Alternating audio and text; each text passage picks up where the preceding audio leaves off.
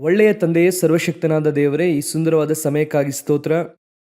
ನಾವೆಲ್ಲರೂ ಕೂಡಿ ಬರುವಂತೆ ನೀವು ತೋರಿದಂಥ ದಯೆಗಾಗಿ ಸ್ತೋತ್ರ. ದೇವರಾಗಿರುವ ಕರ್ತನು ಈ ಮಧ್ಯಾಹ್ನದ ವೇಳೆಯಲ್ಲಿ ನಮ್ಮನ್ನು ಸಂಧಿಸಬೇಕೆಂಬುದಾಗಿ ಪ್ರಾರ್ಥಿಸುತ್ತೇವೆ. ಕೃಪೆಯುಳ್ಳ ಕರೆದ ಕೆಳಗೆ ತಗ್ಗಿಸಿಕೊಳ್ಳುತ್ತೇವೆ. ನೀವೇ ಮಾರ್ಗ ನಡೆಸಿರಿ, ಆಶೀರ್ವದಿಸಿರಿ. ನಮ್ಮ ದೇವರಾದ ಯೇಸುವಿನ ನಾಮದಲ್ಲಿ ತಂದೆಯೇ, ಹಲ್ಲೆಲೂಯಾ. ಸಭೆಗೆ ಬರೆಯುವಾಗ ಸಭೆಯ ಮೇಲೆ ಇರುವಂಥ ಭಾರದ ಕುರಿತಾಗಿ ಪೌಲನು ಹೇಳುತ್ತಾರೆ, ಯಾಕಂದರೆ ದೇವರಲ್ಲಿರುವಂಥ ಚಿಂತೆಯಿಂದಲೇ ನಾನು ನಿಮ್ಮ ವಿಷಯದಲ್ಲಿ ಚಿಂತಿಸುತ್ತೇನೆ. ನಿಮ್ಮನ್ನು ಕ್ರಿಸ್ತನೆಂಬ ಒಬ್ಬನೇ ಪುರುಷನಿಗೆ ಶುದ್ಧ ಕನ್ನಿಕೆಯಂತೆ ಒಪ್ಪಿಸಬೇಕೆಂದು ನಿಮ್ಮನ್ನು ಆತನಿಗೆ ನಿಶ್ಚಯ ಮಾಡಿದೆನಲ್ಲ. ಇದು ಒಬ್ಬೊಬ್ಬ ಸೇವಕರಿಗೂ ಇರಬೇಕಾಗಿರುವಂಥ ವೈರಾಗ್ಯ. ಅದೇ ಸಮಯದಲ್ಲಿ ಇದು ಪರಿಶುದ್ಧಾತ್ಮನಿಗೆ ಇರುವಂತಹ ವೈರಾಗ್ಯ. ಸಭೆಯನ್ನು ಕೊಂಡು ಹೋಗಿ ಕ್ರಿಸ್ತನಿಗೆ ಒಪ್ಪಿಸಬೇಕಾದರೆ ಸಭೆ ಹೇಗಿರಬೇಕಂತೆ? ಶುದ್ಧ ಕನ್ನಿಕೆಯಂತೆ ಒಬ್ಬನೇ ಪುರುಷನಿಗೆ ನಿಶ್ಚಯಿಸಲ್ಪಟ್ಟ ಎಂಬುದಾಗಿ ಇದೆ. ಹಾಗಂದರೆ ಈ ಒಂದು ಸಭೆಯನ್ನು ಕೊಂಡು ಹೋಗಿ ಒಪ್ಪಿಸುವಂತಹ ಆ ಒಂದು ಪ್ರಾಸೆಸ್, ಆ ಕೆಲಸವು ಎಷ್ಟು ಪ್ರಾಮುಖ್ಯವಾದದ್ದೆಂಬುದಾಗಿ ನಾವು ಅರಿತುಕೊಳ್ಳಬೇಕು. ನೀವು ನಾನೇ ಸಭೆಯಾಗಿ ಇದ್ದೇವೆ. ಸಭೆಗೆ ಶಿರಸ್ಸಾಗಿ ದೇವರಾತ್ಮನಿದ್ದಾರೆ. ದೇವರಾತ್ಮನು ಸಭೆಗೆ ಹೇಳುವುದನ್ನು ಕಿವಿಯುಳ್ಳವನು ಕೇಳಲಿ. ಸೊ ಈ ಸಭೆಯನ್ನು ಕೊಂಡು ಹೋಗಿ ದೇವರಾತ್ಮನ ಕರಗಳಲ್ಲಿ ಒಪ್ಪಿಸಿಕೊಡುವಂಥದ್ದೇ. ನಮ್ಮನ್ನು ದೇವರಾತ್ಮನ ಬಳಿ ಸೇರಿಸಬೇಕು. ನಾವೆಲ್ಲರೂ ಕೂಡ ಹೋಗಿ ಆತನ ಬಳಿಗೆ ಸೇರಬೇಕು. ಇದುವೇ ನಮ್ಮೆಲ್ಲರಿಗೂ ಕೂಡ ಇಟ್ಟಿರುವಂಥ ಪ್ರಾಮುಖ್ಯವಾದ ಟಾಸ್ಕ್. ಆ ರೀತಿಯಾಗಿರುವಾಗ ಈಗ ಒಂದು ಹೆಣ್ಣನ್ನು ಮದುವೆ ಮಾಡಿಸಿ ಕೊಡುವಾಗ ಅನೇಕ ಪರಿಸ್ಥಿತಿಗಳಲ್ಲಿ ಕೊಡಬಹುದು, ಅನೇಕ ಹಂತಗಳಲ್ಲಿ ಕೊಡಬಹುದು. ನಾನು ಹೇಳುತ್ತಿರುವುದು ಇವತ್ತಿನ ಕಾಲಘಟ್ಟದಲ್ಲಿ ಇರುವಂತಹ ಪರಿಸ್ಥಿತಿಗಳನ್ನು ನಾವು ನೋಡುತ್ತೇವೆ. ಅಂದರೆ ಒಂದು ಹೆಣ್ಣನ್ನು ಒಪ್ಪಿಸಿಕೊಡುವುದಕ್ಕೆ ಮದಲಿಂಗನ ಕೈಯಲ್ಲಿ ಮೊದಲಗೆತ್ತಿಯನ್ನು ಒಪ್ಪಿಸಿಕೊಡುವಂಥದ್ದು ಅದು ಒಂದು ಕಠಿಣವಾದ ವಿಷಯ. ಮದುವೆ ಮಾಡಿಸುವಂಥದ್ದು ಎಷ್ಟು ಕಷ್ಟ ಎನ್ನುವುದು ನಮ್ಮೆಲ್ಲರಿಗೂ ಕೂಡ ಗೊತ್ತು. ಆ ಪ್ರಾಸೆಸ್ 3 ದಿನಗಳು ಇರುತ್ತದೆ. ಆದರೆ ಆ ಮದುವೆಗೆ ಆ ಹೆಣ್ಣನ್ನು ಇಷ್ಟು ವರ್ಷ ಸಿದ್ಧ ಮಾಡಿ ಕಳಿಸುವುದೆನ್ನುವಂಥದ್ದು ಅದಕ್ಕಿಂತ ಕಷ್ಟ. ಈಗ ಇರುವಂಥ ಕಾಲಘಟ್ಟ ಅದನ್ನೇ ಹೇಳುತ್ತೇನೆ. ಈಗ ಇರುವಂಥ ಕಾಲಘಟ್ಟ ಬೇರೆ. ಹಾಗಾದರೆ ಆ ಹೆಣ್ಣನ್ನು ಕರ್ಕೊಂಡು ಹೋಗಿ ಒಬ್ಬನ ಕೈಯಲ್ಲಿ ಒಪ್ಪಿಸಿಕೊಟ್ಟು ಒಂದು ನಂಬಿಕೆಯೊಂದಿಗೆ ಇನ್ನು ಮುಂದೆ ಆ ಹೆಣ್ಣು ಮಗಳ ಜೀವಿತ ಆತನ ಕೈಯಲ್ಲೇ ಎಂಬುದಾಗಿ ಒಬ್ಬ ತಂದೆ ತಾಯಿಗೆ ಅದು ಒಂದು ಸಂತೋಷವಾದ ಸಂದರ್ಭ. ಹಾಗೆ ಕೊಂಡು ಹೋಗಿ ಒಪ್ಪಿಸುವ ತನಕ ಆ ರೀತಿಯಾದ ಸಂತೋಷವಾದ ಸಂದರ್ಭವನ್ನು ಈಗ ಅನೇಕ ಹೆಣ್ಣು ಮಕ್ಕಳಾಗಿರಬಹುದು, ಗಂಡು ಮಕ್ಕಳಾಗಿರಬಹುದು, ಎತ್ತವರಿಗೆ ತರುವುದಿಲ್ಲ. ಇದು ಅಂತಹ ಒಂದು ಕಾಲಘಟ್ಟ. ಎಲ್ಲರೂ ಅವರೇ ಹುಡುಕಿಕೊಳ್ಳುತ್ತಾರೆ, ಅವರೇ ಹೋಗಿ ಮಾಡಿಕೊಳ್ಳುತ್ತಾರೆ.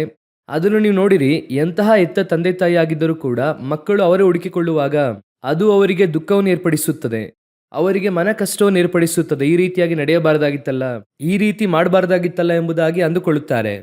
ಕಾರಣ ಇವರೇನು ಹೇಳುತ್ತಾರೆ, ನಾನು ನೋಡಿದ್ದೇನೆ, ನನಗೆ ಗೊತ್ತಿಲ್ವಾ, ಆ ಹುಡುಗಿ ಬಹಳ ಒಳ್ಳೆಯ ಹುಡುಗಿ, ನನಗೆ ಚೆನ್ನಾಗಿ ಗೊತ್ತು ಎಂಬುದಾಗಿ ಆ ರೀತಿಯಾಗಿ ಹೇಳಿ ಅವರು ತೀರ್ಮಾನಿಸಿರುತ್ತಾರೆ.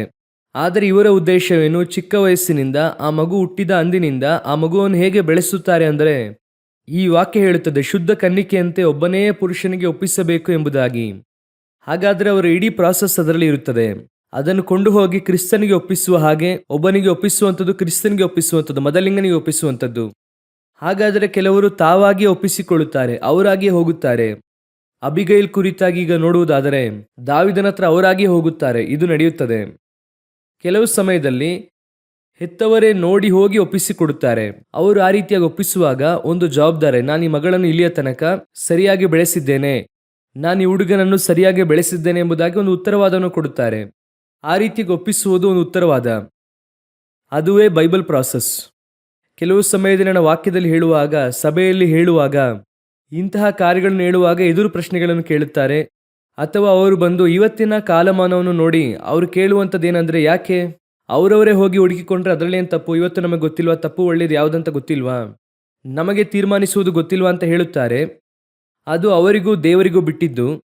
ಅದೇ ಸಮಯದಲ್ಲಿ ಈ ಪ್ರಾಸೆಸ್ ಎಂಬುದಾಗಿ ಒಂದು ಇದೆ. ಅದೇನೆಂದರೆ ಆ ರೀತಿಯಾಗಿ ಕೊಂಡು ಬಂದು ಅವರಾಗಿ ಒಪ್ಪಿಸುವಂತಹ ಪ್ರಾಸೆಸ್ ಒಂದು ಇದೆ. ಇದನ್ನೇ ಪೌಲನು ಹೇಳುತ್ತಾರೆ, ಶುದ್ಧ ಕನ್ನಿಕೆಯಂತೆ ನಿಮ್ಮನ್ನು ಒಪ್ಪಿಸಬೇಕೆಂದು ನಾನು ನಿಮ್ಮ ವಿಷಯದಲ್ಲಿ ಚಿಂತಿಸುತ್ತೇನೆ. ಹಾಗಾದರೆ ಆ ಹೆಣ್ಣು ಮಗಳು ಅಲ್ಲಿಯ ತನಕ ತನ್ನ ಹೆತ್ತ ತಾಯಿ ತಂದೆಯೊಂದಿಗಿದ್ದು ಆನಂತರವಾಗಿ ಹೋಗಿ ಅಲ್ಲಿ ಸೇರಬೇಕು. ಹಾಗಾದರೆ ಇವರೇನು ಮಾಡುತ್ತಾರೆ? ಒಂದು ಉತ್ತರವಾದವನ್ನು ಕೊಡುತ್ತಾರೆ, ಶುದ್ಧ ಕನ್ನಿಕೆ ಎಂಬುದಾಗಿ ಹೇಳಿ. ಈ ಉತ್ತರವಾದವನ್ನು ಸಭೆಗೆ ನಾವು ಕೊಡುವುದಕ್ಕೆ ಸಾಧ್ಯವಾ? ಸತ್ಯವೇದದಲ್ಲಿ ನೋಡುವಾಗ ಆ ರೀತಿಯಾಗಿ ಕೊಂಡು ಹೋಗಿ ಒಪ್ಪಿಸಿದಂತಹ ಮೊದಲಗಿತ್ತಿಯನ್ನು ನೋಡುತ್ತೇವೆ. ಕೊಂಡು ಹೋಗಿ ಒಪ್ಪಿಸುತ್ತಾರೆ. ಒಪ್ಪಿಸುವಾಗ ಅದರಲ್ಲಿ ಉತ್ತರವಾದ ಇದೆ, ಅದರ ಹಿಂದೆ ದೇವರ ಒಂದು ಯೋಜನೆ ಇದೆ, ಯಾಕೆ ಒಪ್ಪಿಸುತ್ತೇವೆ ಎಂಬುದಾಗಿ. ಓದಿರಿ, ಮೊದಮೊದಲಾಗಿ ಆದಿಕಾಂಡ ಪುಸ್ತಕ 2ನೇ ಅಧ್ಯಾಯ 22ನೇ ವಾಕ್ಯವನ್ನು ಓದಿರಿ. ತಾನು ಮನುಷ್ಯನಿಂದ ತೆಗೆದಿದ್ದ ಎಲುಬನ್ನು ಸ್ತ್ರೀಯಾಗ ಮಾಡಿ ಆಕೆಯನ್ನು ಅವನ ಬಳಿಗೆ ಕರೆತಂದನು. ದೇವರು ನೆನೆಸಿದ್ರೆ ಇನ್ನೊಂದು ಎಲುಬನ್ನು ದೇವರು ಅಲ್ಲಿ ಪಕ್ಕದಲ್ಲೇ ಮಾಡಬಹುದಾಗಿತ್ತು. ಅವನು ಗಾಢ ನಿದ್ರೆಯಲ್ಲಿರುವಾಗ ಪಕ್ಕದಲ್ಲೇ ಮಾಡಬಹುದಾಗಿತ್ತು. ಮಾಡಿ ಮುಗಿಸಿ ಅವನು ಎಚ್ಚರವಾಗಿ ಎದ್ದು ನೋಡುವಾಗ, ಯಾಕೋಬನು ಬೆಳಗ್ಗೆ ಎದ್ದು ನೋಡುವಾಗ ಅಲ್ಲಿ ಲೇಯಳ್ ಎಂಬುದಾಗಿ ನೋಡುತ್ತಾನೆ. ಆ ರೀತಿಯಾಗಿ ಆದಾಮನು ಗಾಢ ನಿದ್ರೆಯಿಂದ ಎಚ್ಚರವಾದಾಗ, ಆದಾಮನು ನೋಡುವಾಗ ಪಕ್ಕದಲ್ಲಿರುವಂಥದ್ದು ಯಾರಂದ್ರೆ ಒಂದು ಹೆಣ್ಣು ಇದೆ.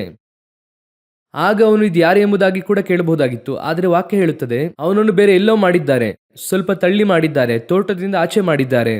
ಮಾಡಿ ಅವನ ಬಳಿ ಕೊಂಡು ಬರುತ್ತಾರೆ. ತಾವು ಉಂಟು ಮಾಡಿದಂತಹ ನಾರಿಯನ್ನು ಆತನ ಬಳಿಗೆ ಕೊಂಡು ಬಂದರು ಎಂಬುದಾಗಿ ಇರುತ್ತದೆ. ಹಾಗಂದ್ರೆ ದೇವರೇನು ಮಾಡುತ್ತಾರೆ, ಆದಾಮನ ಕೈಲಿ ತಂದು ಒಪ್ಪಿಸುತ್ತಾರೆ, ಇಗೋ ಎಂಬುದಾಗಿ ಕೊಡುತ್ತಾರೆ. ಇದಕ್ಕೆ ಈಕ್ವಲ್ ಆಗಿರುವಂತಹ ವಾಕ್ಯವೇ 2 ಕೊರಿಂಥದವರಿಗೆ 11ನೇ ಅಧ್ಯಾಯ 2-3 ವಾಕ್ಯ. ಶುದ್ಧ ಕನ್ನಿಕೆಯಂತೆ ಒಬ್ಬನೇ ಪುರುಷನಿಗೆ ನೇಮಿಸಲ್ಪಟ್ಟವಳು ಎಂಬುದಾಗಿ ಇದೆ. ಹಾಗಾದರೆ ಈ ಸ್ಥಳದಲ್ಲಿ ಕರ್ತನು ಕೊಂಡು ಬಂದು ಅವಳನ್ನು ಒಪ್ಪಿಸುವುದಕ್ಕೆ, ಆಕೆಯನ್ನು ತಂದು ಒಪ್ಪಿಸುವುದಕ್ಕೆ ಅದಕ್ಕೆ ಏನು ಕಾರಣ? ಅದರ ಒಂದು ಪರ್ಪಸ್ ಏನು? ದೇವರನ್ನು ಈಗ ನೋಡುವುದಾದರೆ ಆದಿಕಾಂಡ 1ನೇ ಅಧ್ಯಾಯದ ಕಡೆಯ ವಾಕ್ಯದಲ್ಲಿ ಎಲ್ಲವನ್ನು ಮಾಡಿ ಮುಗಿಸಿದರು ಎಂಬುದಾಗಿ ಇರುತ್ತದೆ. 2ನೇ ಅಧ್ಯಾಯ 2ನೇ ವಾಕ್ಯದಲ್ಲಿ ದೇವರು ತನ್ನ ಸೃಷ್ಟಿ ಕ್ರಮವನ್ನು ನೆರವೇರಿಸಿ ಎಂಬುದಾಗಿದೆ. ಆನಂತರವಾಗಿ ವಾಕ್ಯ ಹೇಳುತ್ತದೆ, ತೋಟವನ್ನು ಉಂಟು ಮಾಡಿ ತೋಟದೊಳಗೆ ಮನುಷ್ಯನನ್ನಿಟ್ಟು ಮನುಷ್ಯನಿಗೆ ತಕ್ಕ ಸಂಗಾತಿಯನ್ನು ಉಂಟು ಮಾಡುತ್ತೇನೆ ಎಂಬುದಾಗಿ ಹೇಳಿ ಅವಳನ್ನು ತರುತ್ತಾಳೆ ಎಂಬುದಾಗಿ ನೋಡುತ್ತೇವೆ. ಹಾಗಾದ್ರೆ ಮನುಷ್ಯನ ಬಳಿಗೆ ಕೊಂಡು ಬಂದದಕ್ಕೆ ಉದ್ದೇಶವೇನು? ಕೊಂಡು ಬಂದು ಒಪ್ಪಿಸುವುದಕ್ಕೆ ಕಾರಣವೇನು? ಅಲ್ಲಿ ಕೊಂಡು ಬಂದರು ಎಂಬುದಾಗಿ ಇರುತ್ತದೆ. ಈ ಉದ್ದೇಶ ಅರ್ಥವಾದರೆ ಮಾತ್ರವೇ ನಿಮಗೆ 2 ಕೊರಿಂಥದ 11ನೇ ಅಧ್ಯಾಯದಲ್ಲಿ ಬರೆಯಲ್ಪಟ್ಟಿರುವಂತಹ ಉದ್ದೇಶ ಅರ್ಥವಾಗುತ್ತದೆ. ಕಾರಣವೇನೆಂಬುದಾಗಿ ನೋಡುವುದಾದರೆ, ಮೊದಲು ಕರ್ತನು ಈ ಒಂದು ಮೊದಲಗಿತ್ತಿಯನ್ನು ಉಂಟು ಮಾಡಿ ಮನುಷ್ಯನ ಕೈಯಲ್ಲಿ ಒಪ್ಪಿಸಿಕೊಡುತ್ತಾರೆ. ಇದು ಒಂದು ಕಡೆ ಫೇಲ್ಯೂರ್ ಆಗುತ್ತದೆ. ಈ ಫೇಲ್ಯೂರ್ ಅನ್ನು ಸಕ್ಸಸ್ ಮಾಡುವಂತ ಕೆಲಸವನ್ನೇ ಪೌಲನು ಹೇಳುತ್ತಾರೆ. ಮುಂಚೆನೆ ನಡೆದು ಮುಗಿಯಿತು, ಯಾಕಂದ್ರೆ ಅವರು ಮೊದಲೇ ಹೇಳುತ್ತಾರೆ. 3ನೇ ವಾಕ್ಯ ಓದಿರಿ, 2 ಕೊರಿಂಥದವರಿಗೆ 11ನೇ ಅಧ್ಯಾಯ 3ನೇ ವಾಕ್ಯ. ಆದರೆ ಹೇಗೆ ಅವಳು ಸರ್ಪದ ಕುಯುಕ್ತಿಗೆ ಒಳಬಿದ್ದು ಮೋಸ ಹೋದಳು, ಹಾಗಾದ್ರೆ ಈ ಪ್ರೋಸೆಸ್ ಫೇಲ್ಯೂರ್ ಆಯಿತು. ದೇವರು ತಂದು ಈಗ ಕೊಟ್ಟಂತ ಪ್ರೋಸೆಸ್ ಫೇಲ್ಯೂರ್ ಆಯಿತು ಅನ್ನುತ್ತಿದ್ದಾರೆ. ಈ ಫೇಲ್ಯೂರ್ ಆದಂತ ಪ್ರೋಸೆಸ್ ಅನ್ನು ದೇವರು ಮತ್ತೆ ಸಕ್ಸಸ್ ಆಗುವುದಕ್ಕೆ ಬಯಸ್ತಿದ್ದಾರೆ. ಹಾಗಾದ್ರೆ ಸಕ್ಸಸ್ ಮಾಡುವುದಕ್ಕೆ ಬಯಸುವಾಗ ಆ ಬಯಕೆಯನ್ನು ಪೌಲನು ಹೇಳುತ್ತಾರೆ. ನಾನು ಆ ರೀತಿ ಒಪ್ಪಿಸಬೇಕೆಂದು ಆಸೆ ಪಡುತ್ತೇನೆ ಎಂದು ಹೇಳುತ್ತಾರೆ.